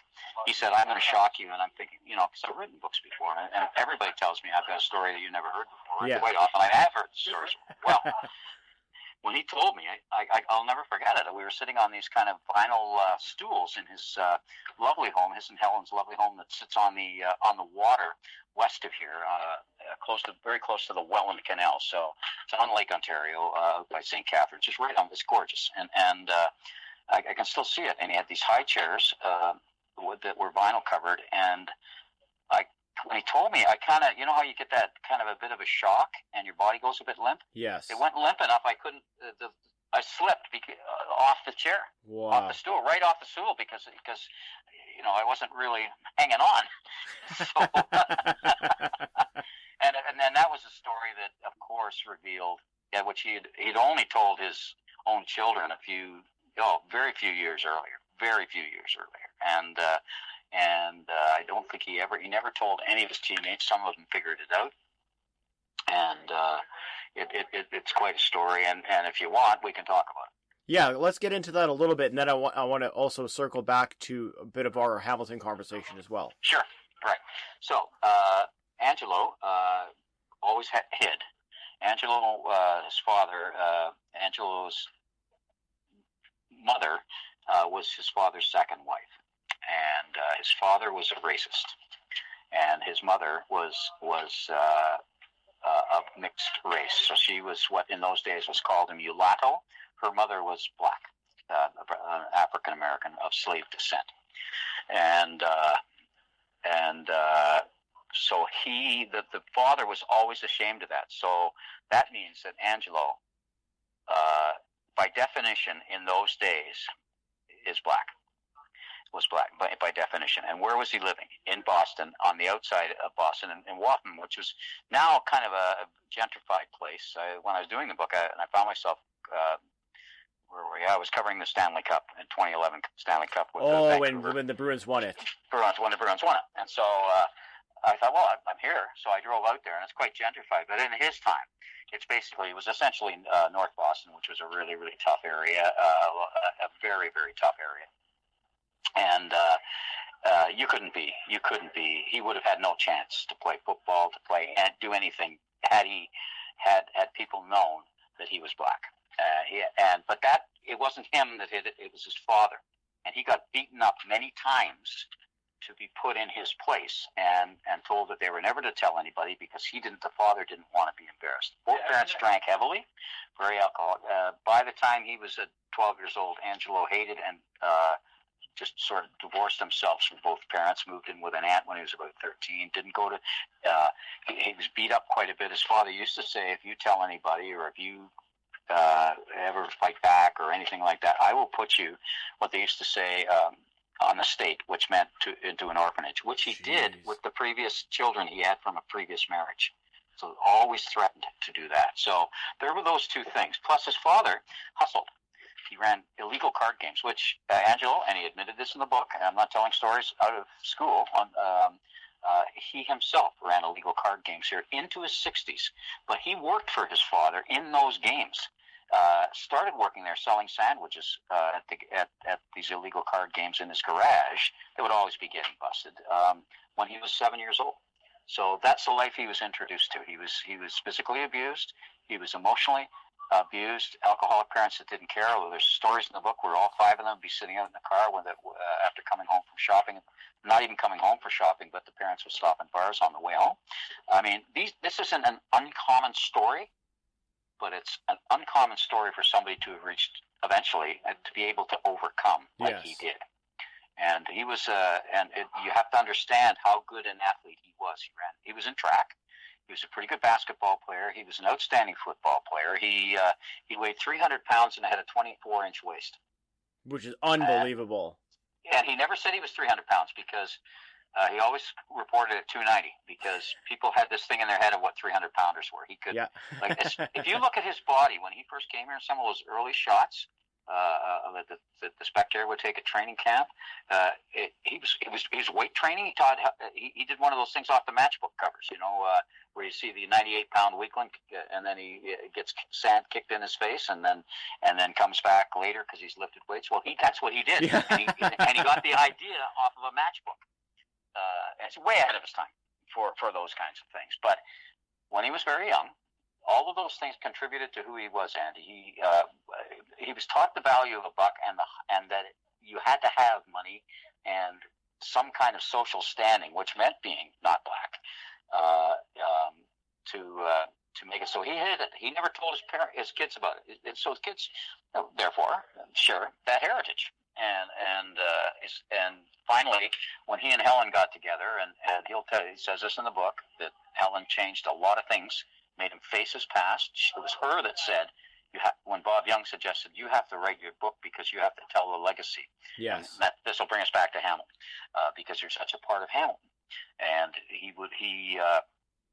you have to share that legacy, and you have to get it out. She told me later that she felt he needed it as therapy. And several times during the book he cried, which of course made me cry. So. Well, how could you not at that point? Have you ever seen a man that size cry with a face like that? I mean, everything about Angelo was oversized. I emphasize that a lot in the introduction to the book. Everything about him, his strengths, his weaknesses, his passions, his peccadillos, all of those things. He talks about his, unfaithfulness to his previous wife. It was amazing, and to sit there and to be privy to a man of his age and his sort of. He had a very thick skin, and he had to, and it went very, very, very deep. It because he felt he just couldn't reveal things. He never even thought about too many things himself, and about his past, and all of those things. To be part of his epiphany, first of all, and then to do something about it, to change it, to make amends with the children, to make amends, try to make amends with everybody around him. I mean, not everybody responded positively, of course, to that, but most people did. It was really amazing to see, and he should be proud of himself, and of course his wife should be very proud of herself. What's most eye-opening and certainly fascinating about what you just described is in terms of the wrestling side of it, and obviously that's what this program kind of focuses on the majority of the time, but you always hear about kayfabe, and guys got to protect their character and they got to protect their history, and so oftentimes when you get into the biographical nature of wrestlers, there's still a lot they will never give up, or they'll give the same story that they've given for years and years and years, right? Which you can demonstrably prove is not correct. But to hear you describe your state when writing the book and hearing these stories, and I can hear the emotion in your voice talking about it. It's, man, it hits a certain way. Right, and the wrestling thing, of course, went on for a long. I mean, Angelo was a pretty big star in wrestling. When they had the Angelo Mosca night here, which, there was an acknowledgement. Obviously, we'd written in the paper that Angelo had dementia and that, it wasn't going to get better. They had, while he could still appreciate it, what they called Still Angelo night. And Ric Flair came up for it. Yes, that's right, yes. And people forget that I think, who had that plane accident and that? Yeah, it was Flair and broke his back. Right, which put Angelo into Angelo kind of replaced him for a while until he recovered, and that put Angelo into kind of the big time in wrestling. I mean, he started on the Quebec circuit and the Canadian circuit. I think he started on the Quebec circuit when he was with Ottawa. But the thing that really, and this applied directly to wrestling, but applied to everything too. It applied to his finances, and I'll say what it was. And I think many of the people, if you're younger, you won't remember the incident that originally started this because it happened in 1963. But everybody remembers seeing, and it happened right after we'd written the book, so we had to pull the book back and write an extra page on it. When he and Joe Kapp, yes, at the that would have been the 2012 Grey Cup. No, 2011 Grey Cup. Yeah, it was 11 because it was Bombers in BC, I believe. Right. In BC, had the dust up and ended up swinging canes, and they ended up on Dr. Phil. I was walking through a flea market with a friend, and the phone rang on a Sunday afternoon, and this had happened on the Friday incident where they beat each other up, and of course the video of it had gone viral. Yes, and it was on all the TV stations, and And I pick up the phone. I didn't recognize it, and I don't normally answer, but it was from the States, and I thought, well, I'll just check what this is. And it was Dr. Phil. I don't know how he got my number. He said, well, do you think that... I said, well, I think Angelo will be all right on there. Joe never ended up going on the show. Yeah. But it became... And I'll explain to any of your younger listeners what that was about. So back in 1963... the BC Lions were a very good football team. Joe Cap was the quarterback. The running back was a guy named Willie Fleming, who at that time was acknowledged as the best running back and perhaps the best player in the league that year. And Vancouver was fairly new to the league, about 10 years, had never won a Grey Cup. And it was in BC, and it had a really good team. And Willie Fleming got hit by somebody on the sidelines, went down, and Angelo kind of flew over top him and caught him in the head as he went over. There was always said that Angelo always said he was trying to get over top of him and just kind of caught him. And I don't remember his exact explanation of it, but the place went crazy.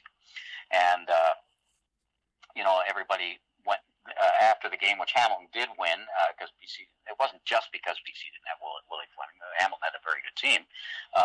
And Joe Cap refused to shake his hand after the game. So this goes back to 1963, and so how many years later is that? 40-something years. Yes, right? And it's still bad blood. These guys had, and it was an incident. Whenever you thought of Angelo Mosca, you thought of that incident. Well, the very next day, everybody called him the dirtiest player in football. He embraced it because it fit in perfectly with the image of Hamilton. Hamilton was already considered that type of team. Even before Angelo got here, that was kind of their mythology. They were tough people, but Angelo it was amped up on whatever. It was just totally amped up. He really enhanced that image because he, was always seen as somebody who was close to the line and many, many times crossed over, which he did. And he's a friend of mine. I'm not afraid to say that. I would say it to his face. He crossed the line many, many times, and perhaps too many times. But that's who he was. He was everything about him was outsized, and so he embraced that as the toughest man in football. That led to, of course, wrestling, right away almost. Yeah. Right? So I mean, he was already doing a little bit, and I've forgotten the name of that promoter that's in Montreal.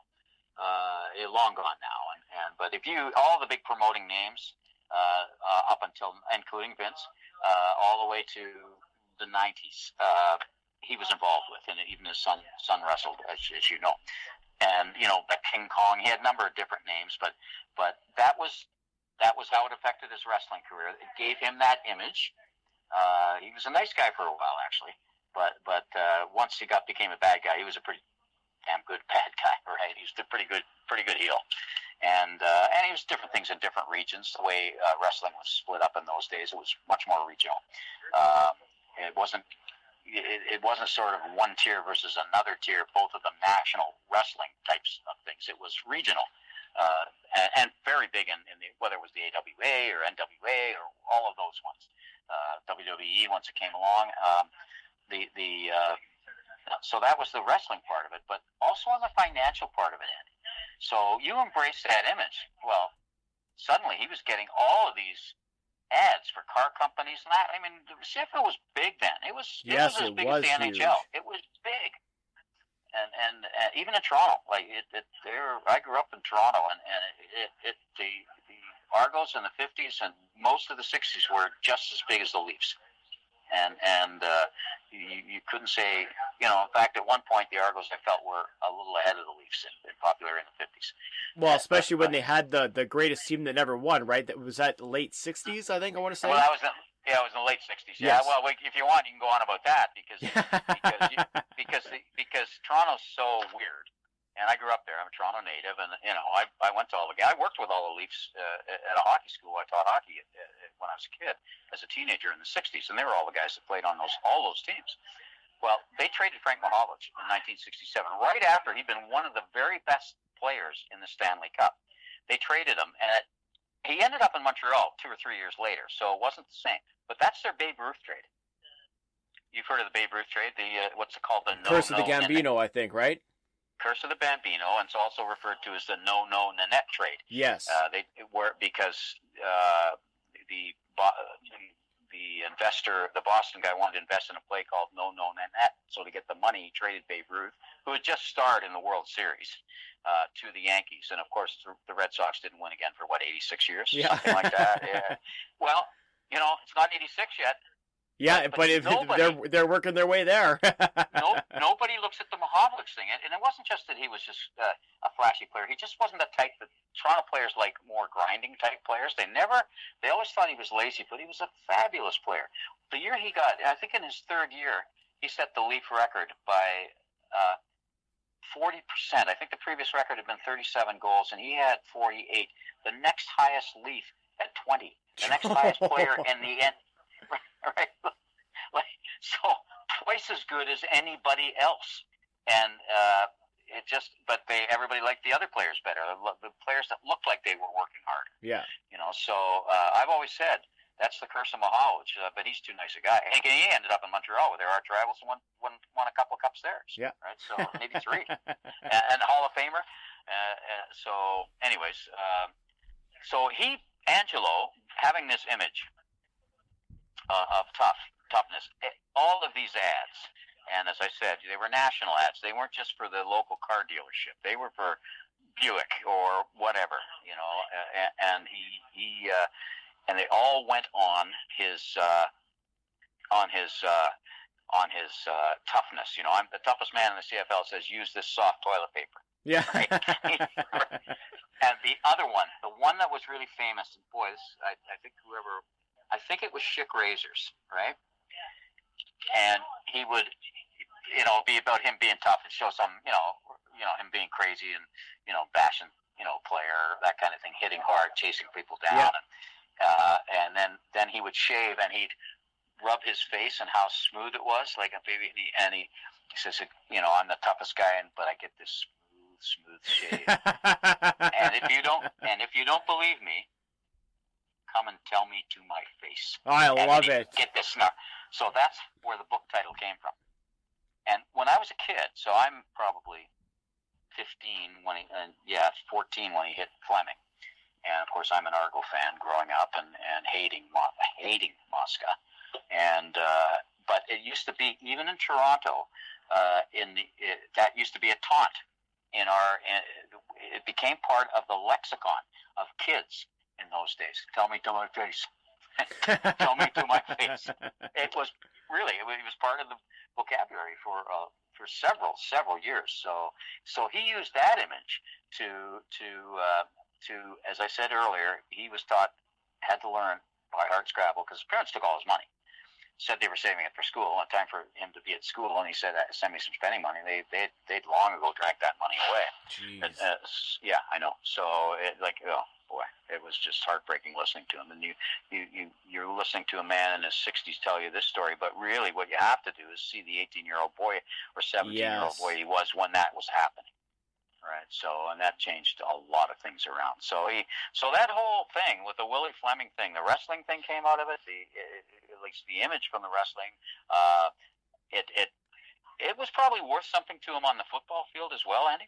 I mean, if somebody thinks you're a bit, over the edge, they might give you a wide berth at times, and then it helped them financially as well. So, well, even I can remember as a kid, listening to Bomber games, and Bob Irving would always, this was back when Hamilton used to play in Ivor Wynne Stadium, and he would call it Never Win Stadium. He always would call it that because the Bombers would always get crushed, and then he would always bring up, it's the ghost of Mosca is there. It's there, for years and years as a kid. So I'm 36, but so for my whole 90s, that's all I ever heard. Never Win Stadium. The ghost is there. We're gonna go get creamed every single time. And Angelo Mosca, you're 36, so he finished playing 20 years before you became a fan. That's what I'm saying. Yeah, so that's how big a thing it was. Yeah, so the ghost part of it is that it's absolutely true, and he did. I think he made the town feel, particularly at that time, a little better about itself because he was succeeding with this attitude. I wasn't here during those times, but I've spent a lot of time walking around town with him over the years, and it was people still considered him kind of a god. He never, ever, he was a mean guy in a lot of ways, and he had a lot of flaws, but he never turned out a fan, never turned down an autograph request that I ever saw, and even though I knew the value of a buck, if you were doing something for kids, particularly kids in need, which, he grew up as, free. Always. Wow. He'd always come out making up, always. And he'd, unless he felt that the event was, say, being sponsored by, Ford Motor Company, he could afford it, he'd say, but basically he'd show up. And he has the most memorable face ever. I don't know if you've seen the book, Tell Me. Yes, I have. Yeah, we had the person who photographed it works and did the cover works for Lulu.com, which is owned by Bob Young, and it also works for the Ticats. And as soon as she took that picture, I said, "We want." So part of his face is a bit hidden in shadow because there's two parts to Angelo. Yes. There's sort of the sunny side and the dark side, and also the public side and the part that he hides. And I feel privileged that he chose that book to let everybody know. And I think it's hard to know what was in his mind, of course, at the end, but I think he would have died knowing that he'd done a lot of right things in his final 15, 20 years of his life. And lots of good stuff, even when he was doing crazy stuff, Andy. Or not crazy is the wrong word, but stuff that you question, right? He'll tell you he had a ton of regrets. He did, lots of illegal stuff, including the card games and all of those kinds of things. And his family, he'll admit he wasn't a good father for many, many years. But boy, those kids today, I mean, the loss that they felt, and that is an accomplishment. As I mentioned near the top of the show, to turn that around at the latter part of life, because normally people don't do that, especially people cut from that kind of cloth that have a very, their narrative. And I think you made a really good point about particularly wrestling narratives. Wrestling's full of hard luck stories, and you've seen that on some of the, on the Revelation shows that we see, and this was one. I mean, there's some great. Because it was a football book, and I wasn't there for as much of the wrestling, so I couldn't follow. There aren't enough of the good wrestling stories in that book. It was more football oriented, but there are some. I mean, there's some great stuff about Andre the Giant, in the book, and talked about obviously McMahon and some of the other promoters and wrestling in the South, and he went to University of Missouri. And remember, going back to the fact that he's black, the University of Missouri recruited him, not knowing that, and he's there, and he was doing what was called passing. Some of the other recruits were visibly African American and had to be in a different place. Couldn't use the water fountains. Oh, yeah, segregation at the time. Yes. Well, you're talking when the lynchings were going on. Yes, still. I think he. When did he go? That would have been in 56 or 57 or something. 56 probably. That's. So he went there. And he decided not to end up in Missouri City. Guy couldn't play there, so he ended up playing at Notre Dame, and was doing really well there. And I looked up some old newspaper clippings of the coach at Notre Dame coming to Wolfman, talking about how well Angelo was doing. Well, Angelo, of course, did Angelo some stuff, and he admitted this in the book too. He ended up stealing some wallets and got kicked out, and then he ended up at Wyoming, and then he ran into some bad guys there too, and got involved in some tough stuff. So he's, but he also credits somebody that was an alumnus at Notre Dame for getting him set up in Canada. And so he always felt this incredible gratitude to this country and this city in particular, but the country as a whole as well. I mean, I've often said this, and you have an awful lot of in and around Winnipeg, that of people I would call either that the Americans that came up here and discovered this country and decided to stay and make the country better and themselves better for being Canadians. I've often said they were more Canadian than many of us who grew up here. And I consider agree. Angelo one of those. The Little General was another one. You've had a bunch in Winnipeg over the years of players who just Pinball Clemens is the latest great example of that. Yes, he is. Right, Orlando Steinauer is another one of current people that way, and those are the ones just here. I'm sure there's some out there that I'm forgetting about right now, but it's all across the country, and Angelo was one of those, and maybe the best of those, because not best, but the most fervent of them, because of a couple of things he battled. I mean, he was battling the whole race thing. And racial identification, but he was also, he'd done some things that he needed to be forgiven for, and we kind of forgave him, even though he continued to do some of them here. But I mean, he was so much fun to be around. Like, he was up he was fun.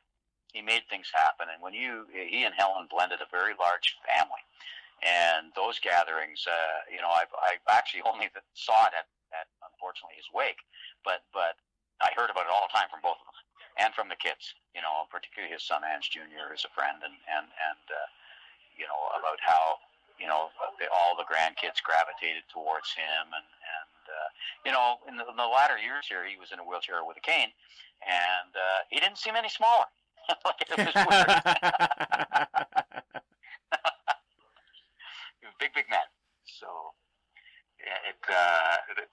he's going to be, he lived an extremely full life, and heavy on the extreme, heavy on the full. Yes, so, both sides of it. Both sides, yeah.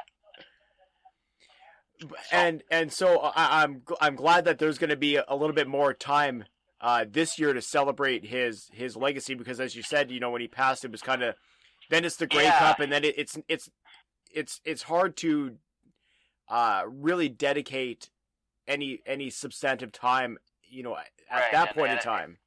And yeah, it's true. And we had the Grey Cup, so you did some, the odd thing there, but they toyed with it here a little bit. I doing something in and around, because there's two Hall of Fame nights here this year, right? Because they had the 20 and 21 classes couldn't go in, so yes, 2021 are going in the night before the opener here, and then they're going to have their regular Hall of Fame class for 2022 at the normal. Okay, good. Time later in the year, I think it's September or something. I've got the date. Those kinds of things. So they might do something on the day before, day after, where they have a lot of the players that might have played against him. That could be, because all ex-Hall of Famers get to come, right? So, all current living Hall of Famers, if they want to come. Yes. So maybe something will happen with that. But I think the family also doesn't want to take away from the 13 men who are getting in. I think it's all men, yes, that are getting in on opening night, the night before the opener, and the 6 that are getting in, or 7 that are getting in the normal induction period later in the year. So you don't want to take away from that, but they'll find something. I'm not going to be involved. Other than they may ask me to say a word or two, but there are other people that that we're closer. I just became identified with him because I ended up writing a lot about him in the latter periods of his life. But other period players, people knew him better, and there's a lot of people here that still around that watched him play and lived and died with him, and John Barrow chasing people down. That was a terrifying twosome. Yes, definitely. And you couldn't ask for two different types of people, and Angelo's quite hard on John in the book. But really, those two are identified with the team. I mean, they had lots of great players, Bernie and Hal Patterson, and even going back to Vince Mazza, all of those guys. I mean, they had all kinds of them, and just tough, hard-nosed guys, every one of them, and they're all part of the community. But really, the defining, because it was a defensive team, this town's always been about two things: defensive linemen. But really, I always call it a linebackers town, really. But Barrow and Mosca are more identified than probably anybody. This latter era, we've had, they've had a lot of success here in the last 7-8 years. They haven't won the cup, but they've been there a lot. Yes. And they've had a lot of players stay here for quite a while. I mean, so you've got another crowd of them now. that there's only one left. But I mean, the group that and basically it was Banks and Speedy Banks and Simone Lawrence, and Simone's the only one left. Because also Mazzoli was one of those guys. Yes, so that's right. Those three guys were on this team for 8 years together. They played in two different home stadiums. They played that year on the road, which that's right too. Yeah, when they were waiting for Tim Hortons Field to be built. One of the most underwritten stories in the history of Canadian sport. They played their entire season on the road, and they played. They had to dress in the team headquarters. They fashioned a locker room in the team headquarters, and like Pee Wee hockey players or Atom hockey players, they don't even do that now. I mean, they did during the pandemic, but like, out of necessity. And carry their school. They rented city buses and went over to McMaster to practice. And even here, when they first came to the stadium here, I'm sitting at the stadium now.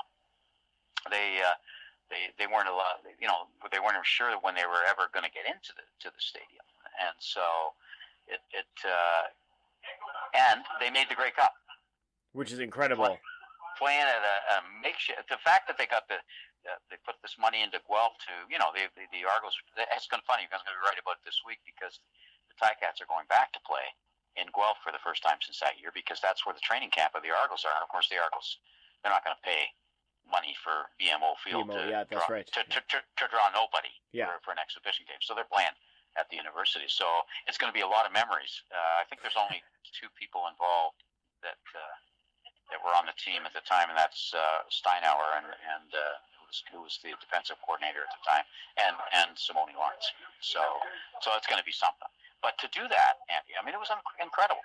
And they like, it happened once in the NFL, but the team got to practice, and that was the Chicago Bears. And I forget when that was, when they were redoing Soldier Field. Remember that? And I think they went up and they played in Indiana. I don't know if they played at Notre Dame. I think they did. But they only played their games there, right? They didn't practice. Yes. Because they used to practice at Northeastern, so they continued to practice at Northeastern. Well, how about this one? Henry Burris was on both teams. Oh, that's right, too. Right. How about that? That's unbelievable. And Burris will tell you, and he'll tell a story again, because I wrote it when he first got put into the Hall of Fame, but he never got inducted, so he'll get inducted here this time, because I think he's in the class of 20. And he said that team never got. He said that's a mythological year. There should be documentaries on that.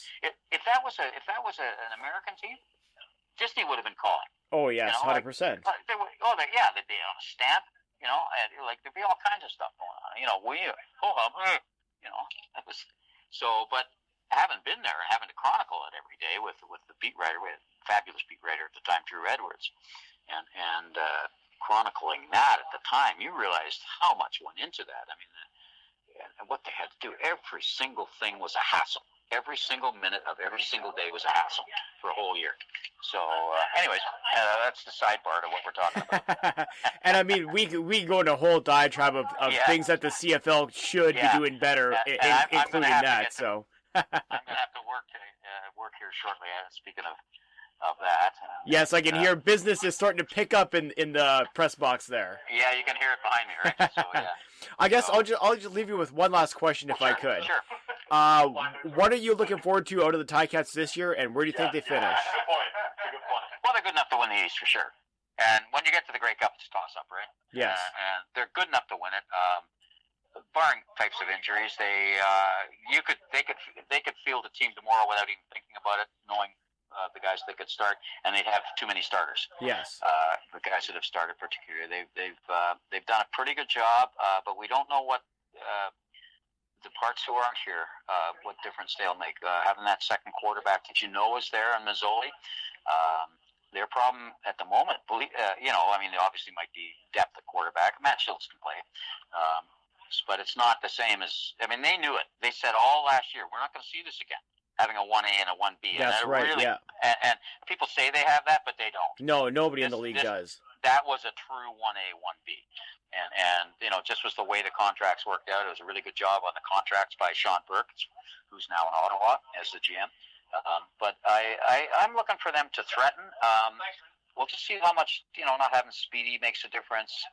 And the issue here is kicking. And so we'll see. They haven't. Well, the issue here is kicking as well, so I feel your pain there. It was, and that was the only flaw in that club last year. And then of course they got the kicker, and Hamilton didn't. And what was the difference in the Grey Cup? Yeah, there you go. Everybody says it was this, that. I mean, it was not a drop ball, but a ball that should have been caught, that should have gone. I mean, that was a fabulous Grey Cup. I mean, if you're it was an unbelievable Grey Cup. Yes. We'll look back on that one and here, it's hard for people here to appreciate it, but for them to have been part of it. I mean, to come down and the ball bounces, it should have been caught, and in my mind, at least at that level. But there were some kicking issues there. Yes. And there weren't any kicking issues. And of course, Zach, who's a friend of mine, and I love the guy, and he finally found. It took him 3 quarters to find where that flaw. We all knew. Everybody who watched Hamilton practice knew where the flaw in that defense was going to be. And so did Zach, but he couldn't exploit it till the 4th quarter. But he did. He found it, and he exploited it, and good for him. So. Well, as a fan of the league, I'm looking forward to seeing what Dane Evans is able to do for a full season. Hopefully not too much, because obviously I'm still a homer here. But you know what? I love everything that Hamilton brings to the league. I think it's one of the greatest fan bases outside of my own, naturally, or maybe Saskatchewan, but just a great fan base, and really a team that exemplifies the city. And I think, that kind of draws to our earlier conversation. Does a player make the city? Does a city make the player? Does a team, you know what I mean? It all kinds of feeds into itself in Hamilton. They accelerated each other. Exactly. Couldn't have said it better myself. All right. Well, this has been an absolute pleasure, Steve. Thank you so much. I'll let you get back to work and enjoy the game tonight and enjoy the CFL season. Thanks, Andy. Bye. Now, before we get into the statistics portion of tonight's episode, I'm going to play some more classic Angelo Mosca audio. Now, this comes from the aforementioned time when Angelo Mosca was on Dr. Phil. It's kind of a fun little segment, really just showing more of the range and personality of Big King Kong Mosca.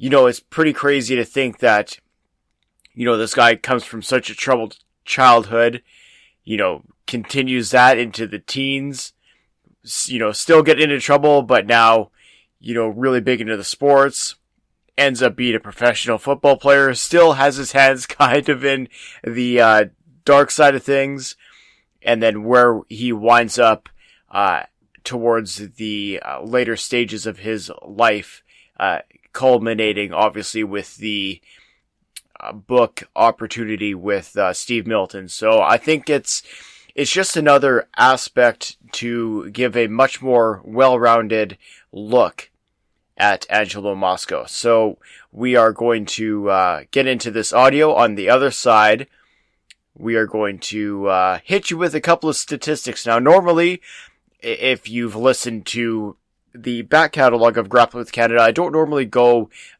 really into the statistics of individuals, because a lot of the times it's very dry. However, if there's any time to do it, I think that this episode is absolutely the perfect time to do it. So, now with that being said, we're going to play this classic audio, and on the other side, a little bit of statistical history. Please enjoy. For 48-year-old grudge between two football greats, Joe Cap and Angelo Mosca, these two came to blows at a Canadian Football League luncheon. The video of their fight has gone viral with over 1 million views. Now, here Cap and Mosca give us their play-by-play of the fight. Take a look. I greeted Joe Cap with, "Joe, baby, I haven't seen you in 48 years." And he says, "Go." We were at a table, and he said it under his breath to me that you were. We never conversed at all. We were supposed to be on the stage together, and so I took flowers up, and I offered it to him, and he cussed at me. Well, I'm pretty well noted for not taking any. Finally, he dangled right in my face, and I took my cane and I whacked him.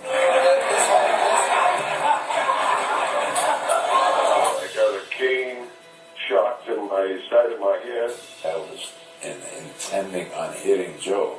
Why should I lie about it? So obviously, you defend yourself. He punched me, and that's when I went down. And when I went down, he kicked me in the butt. You saw what happened. I'm very pleased that there's a record of how it looked. Joe Cap must be holding a grudge against me. I think it's completely idiotic. All right, well, we invited both players to the show. Joe Cap said he didn't want to see this guy again. He didn't say no, he said hell no. Now, Angelo, the man with the cane and author of his new memoir, Tell It to My Face, thinks Joe is just holding a grudge. So welcome Canadian Football League Hall of Famer, Angelo Mosca.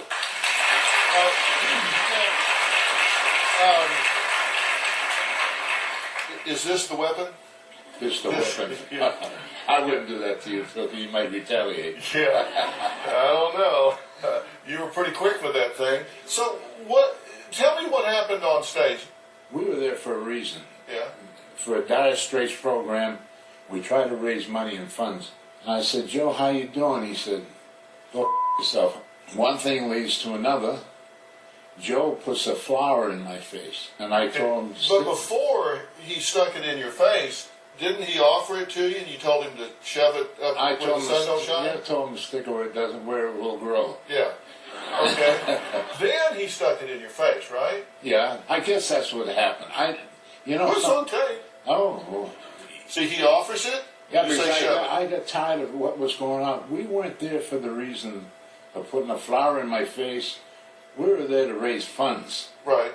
And you didn't expect him to be there. No, I didn't. It was the last thing I ever expected. And what they did was they re-showed the video of the play that happened in 1963 where I hit Willie Fleming. It had nothing to do with Joe Cap. Yeah. Well, we went deep into the archives and we actually found the hit in question from 1963. Let's take a look at this. He goes down. I come over the top. And then you come over the top of it. I haven't played as much football as you, but I've played a lot of football. And it didn't seem to me to be a flagrant situation at all. No, it wasn't. It just so happened that Angelo Mosca made the play. I have a pretty good reputation. You did have a reputation for walking the edge. Yes, I did, and that's the way I played the game. It's a ridiculous situation, but anyway, I've had a lot of fun. As you can see, I have a book here. This is a book about life, and I read it, by the way, and I thought it was a really good job. I thought Steve Milton really helped with this as well. Why did you swing the cane? Why the cane? Why? Reaction. Yeah? I'm a reactionary type guy. Why am I standing up here arguing with this guy, wasting my time? Does he owe you an apology?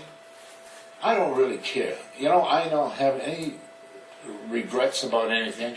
You don't have a lot of pent-up emotion about it? I don't have any grudge at all. I'm glad you came and talked about it. I'm sorry Joe didn't come and talk about it. I am sorry, too, because I think we could have done something with our Dire Straits program and helped out the guys who are not as well off as we are. I'm going to put a link to it on our website so if people want to contribute, they can. Hopefully we'll help raise a little bit more money, too. I hope so. Thank you so much. Pleasure. Now, in terms of the statistical side of tonight's program, we're going to kick it off with our discussion about Angelo Mosca's professional wrestling career. So, from a career spanning from essentially 1960 to 1986 is what we're going to be focusing on right now. Now, a lot of people would just look at, the territory he was in, the fact that, for the vast majority of that time that he was still in professional football as well.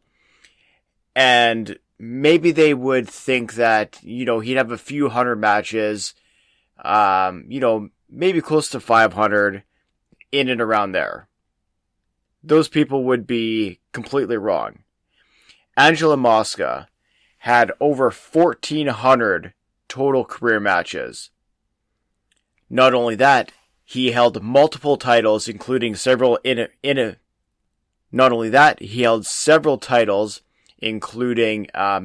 iterations of NWA championships. He also held the Stampede North American Heavyweight Championship, the WWC Caribbean Heavyweight Championship. as well as the AWA British Empire Heavyweight Championship. Now, in terms of his total number of title match wins, or title reigns, I should say, he had a total of 18 titles won over his entire professional wrestling career. That also includes some tag team championships as well. But what's more impressive than any of that, I think, is his NWA Canadian Heavyweight Championship title reign. This was obviously a big part of my conversation with AC, and even I didn't realize how long this reign was from 1982 until 1983. King Kong Mosca held the NWA Canadian Heavyweight Championship for 533 consecutive days. Think about that for a second. 533 consecutive days. Now, more impressive than that is in that time frame of 1982 to 1983, by my calculations, he wrestled 300 matches in that time frame. Really impressive, as well, considering that it's not like he was, 20 years old at that time. And it's not like he didn't just have an extended CFL career where he spent his whole life getting beat on and beating the hell out of other CFL players. So I thought that part of his story, statistically speaking, is pretty damn impressive, all things considered. Now, in terms of the CFL side of things, he was a CFL All-Star in 1963 and in 1970. He was a CFL East All-Star in 1960, 1963, 65, 66, and 1970. He was a 5-time Grey Cup champion. Those years were 1960, 63, 65, 67, and the year that he retired, 72, going out on top, which is absolutely incredible. Now, what's maybe even more impressive than all of that, considering what a punishing player he was, what a punishing position he played, and what a nasty, nasty player he was in the trenches. King Kong Mosca missed one game in his entire CFL career. Think about that for a second. This guy who was in the trenches day in, day out. You heard about some of the trials and tribulations he went through just in terms of football training. Never mind the fact that he was also, moonlighting as a professional wrestler during most of that time as well. He missed one game in his entire football career. Absolutely incredible. I mean, you can't almost put into words how impressive that is when you consider everything else in his career's entirety.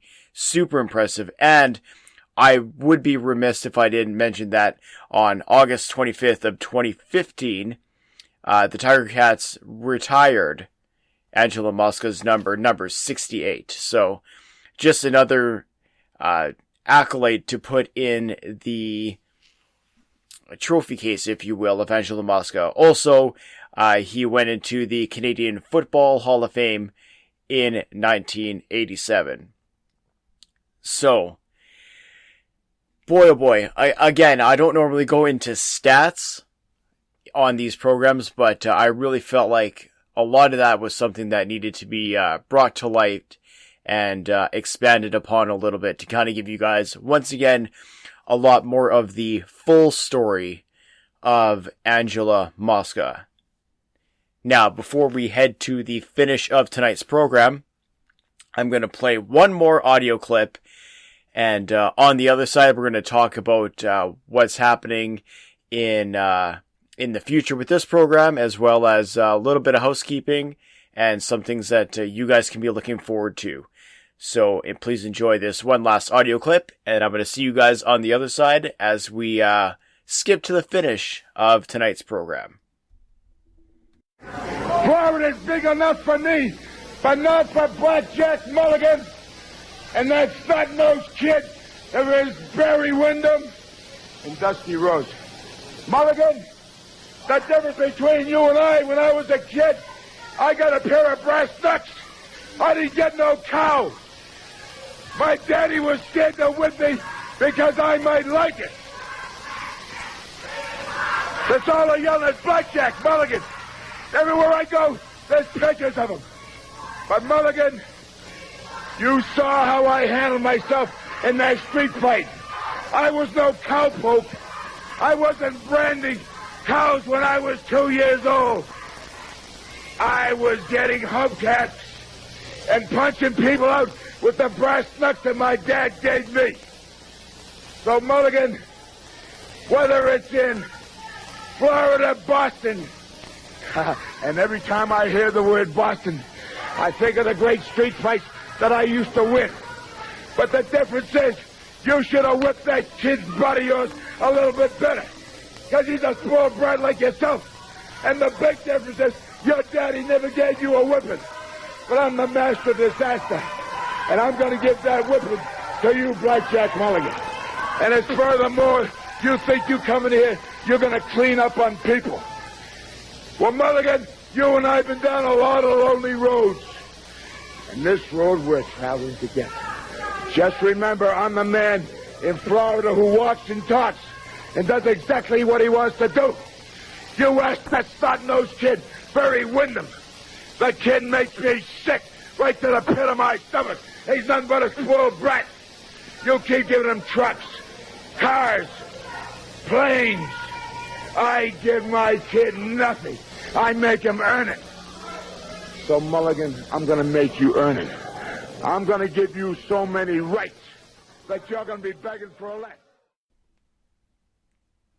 As we head to the finish of tonight's program, I just really wanted to again thank my two tremendous guests that I had on the program tonight. AC from MapleLeafWrestling.com, as well as Steve Milton from the Hamilton Spectator. Gentlemen, it was my pleasure having you both on the program today, and it was a lot of fun, and I really think that we have opened some eyes to some lesser-known aspects of the Angelo Mosca story. So I'm really happy to have had both of you on, and I really hope that you, the listeners at home, enjoyed the conversations that we had today. Once again, if this is your first time to Grappling with Canada, I would ask if you are listening on Apple Podcasts or iTunes, whatever the kids call it specifically, if you could leave a 5-star rating and a written review. Of note, if you leave a 5-star rating and a written review, I will make sure that I read it on the next available podcast program. As well, there are some other ways to support the program, including the direct donation function with PayPal, as well as you can buy me a beer over at buymeacoffee.com/grappling. Everything that is donated towards the show goes directly back into the show. Goes towards things like research material, possibly getting some new equipment, all kinds of things like that. So anything that you guys donate really goes directly back into Grappling with Canada, and obviously I would give you guys a big shout out on the next available podcast as well. Also, you can check out the merchandise store for this podcast. grapplingwithcanada.threadless.com is where you can find all of the show merchandise, as well as I'll note, as I usually do, all sales of the classic Grappling with Canada logo t-shirt, the one with the Canadian maple leaf flag, all proceeds of that are being donated to charity. So pick up some merch, check it out. There's probably a sale going on right now. There seems to be a sale all the time at the Grappling with Canada merchandise store, so you want to check that out. I also want to make mention of the sponsor of today's podcast is Manscaped. You can go to manscaped.com. 20% off and free shipping can be all yours when you use the promo code GWC at checkout. Once again, manscaped.com for all of your manscaping needs. When you hit the checkout, type in code GWC for 20% off your entire order and everybody's favorite, free shipping. Once again, you can also find this program on YouTube. YouTube.com/C/Six-Sided Podcast is where you can find this.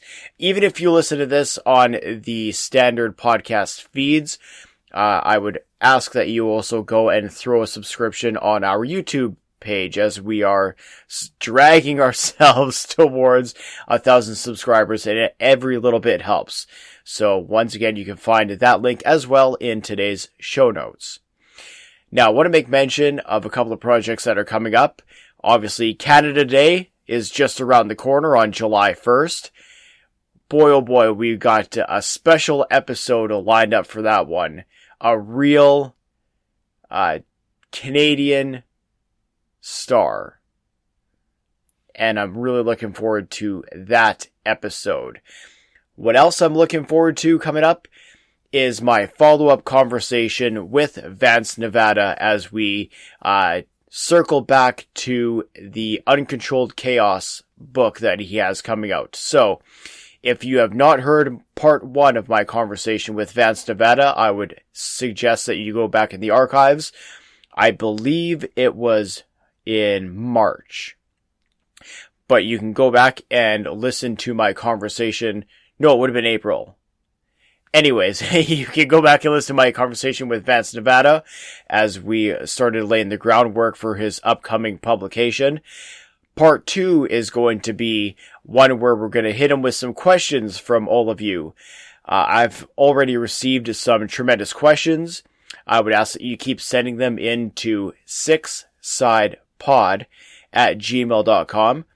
You can also shoot them to me on Twitter at @6_podcast. You can leave me a note on the Facebook page, facebook.com. Use that wonderful pages search bar, search for Grappling with Canada. Make sure you like that page as well. Or you can drop me a line on the Canadian Professional Wrestling History Facebook group. Once again, we're trying to round up a bunch of questions that we're going to hit Vance Nevada with, unchained, uncut, uncensored. He's going to have no idea what's coming. Once again, I've already had some tremendous ones sent in to myself, that I'm going to be saving and savoring and hitting Vance Nevada with, on his next appearance on the Grappling with Canada program. As such, you can email me anytime at sixsidepod@gmail.com. I read everything that you guys send otherwise. So, for myself, the Taxman, for my tremendous guests that I had today, I just really want to thank each and every one of you for tuning into today's program, because honestly, you guys could have been doing anything else in this wonderful world that we live in, but you made a choice to tune into this program. There are, hundreds more every month that are finding this program. We are reaching more countries every month, and I'm absolutely honored that you, the listener, would take the time to listen to this program, because I'll be honest, I think it's really important what we're doing here, preserving some Canadian history, because as I always say, if it's not preserved, we're going to lose it to the sands of time, and that's not something that I'm keen on allowing to happen. So thank you, the listener, for tuning into this program. And you can do me one small favor. You're probably on your phone right now, or you're probably close to a computer, which means you're probably close to social media and texting avenues, if you will. Go ahead and let your friends know that you listen to Grappling with Canada. Spread the word. Tell them how much fun you had with the show. Tell them you learned something. help put me over. I don't know, but or tell me how good the guests were. More importantly, on the program today, and spread the word of the show. It really helps me out, and I really, truly, and honestly appreciate each and every one of you for, again, checking out the program and for letting your friends and family know about what we're doing here as well. Because, again, like I said, I think it's extremely important, and it's something that we are going to continue, especially coming into next month. So until then, once again, for myself, the Taxman, for my tremendous guests that I had on the program tonight, I will leave you all as I normally do. Take care of yourselves and each other. Good night, everyone.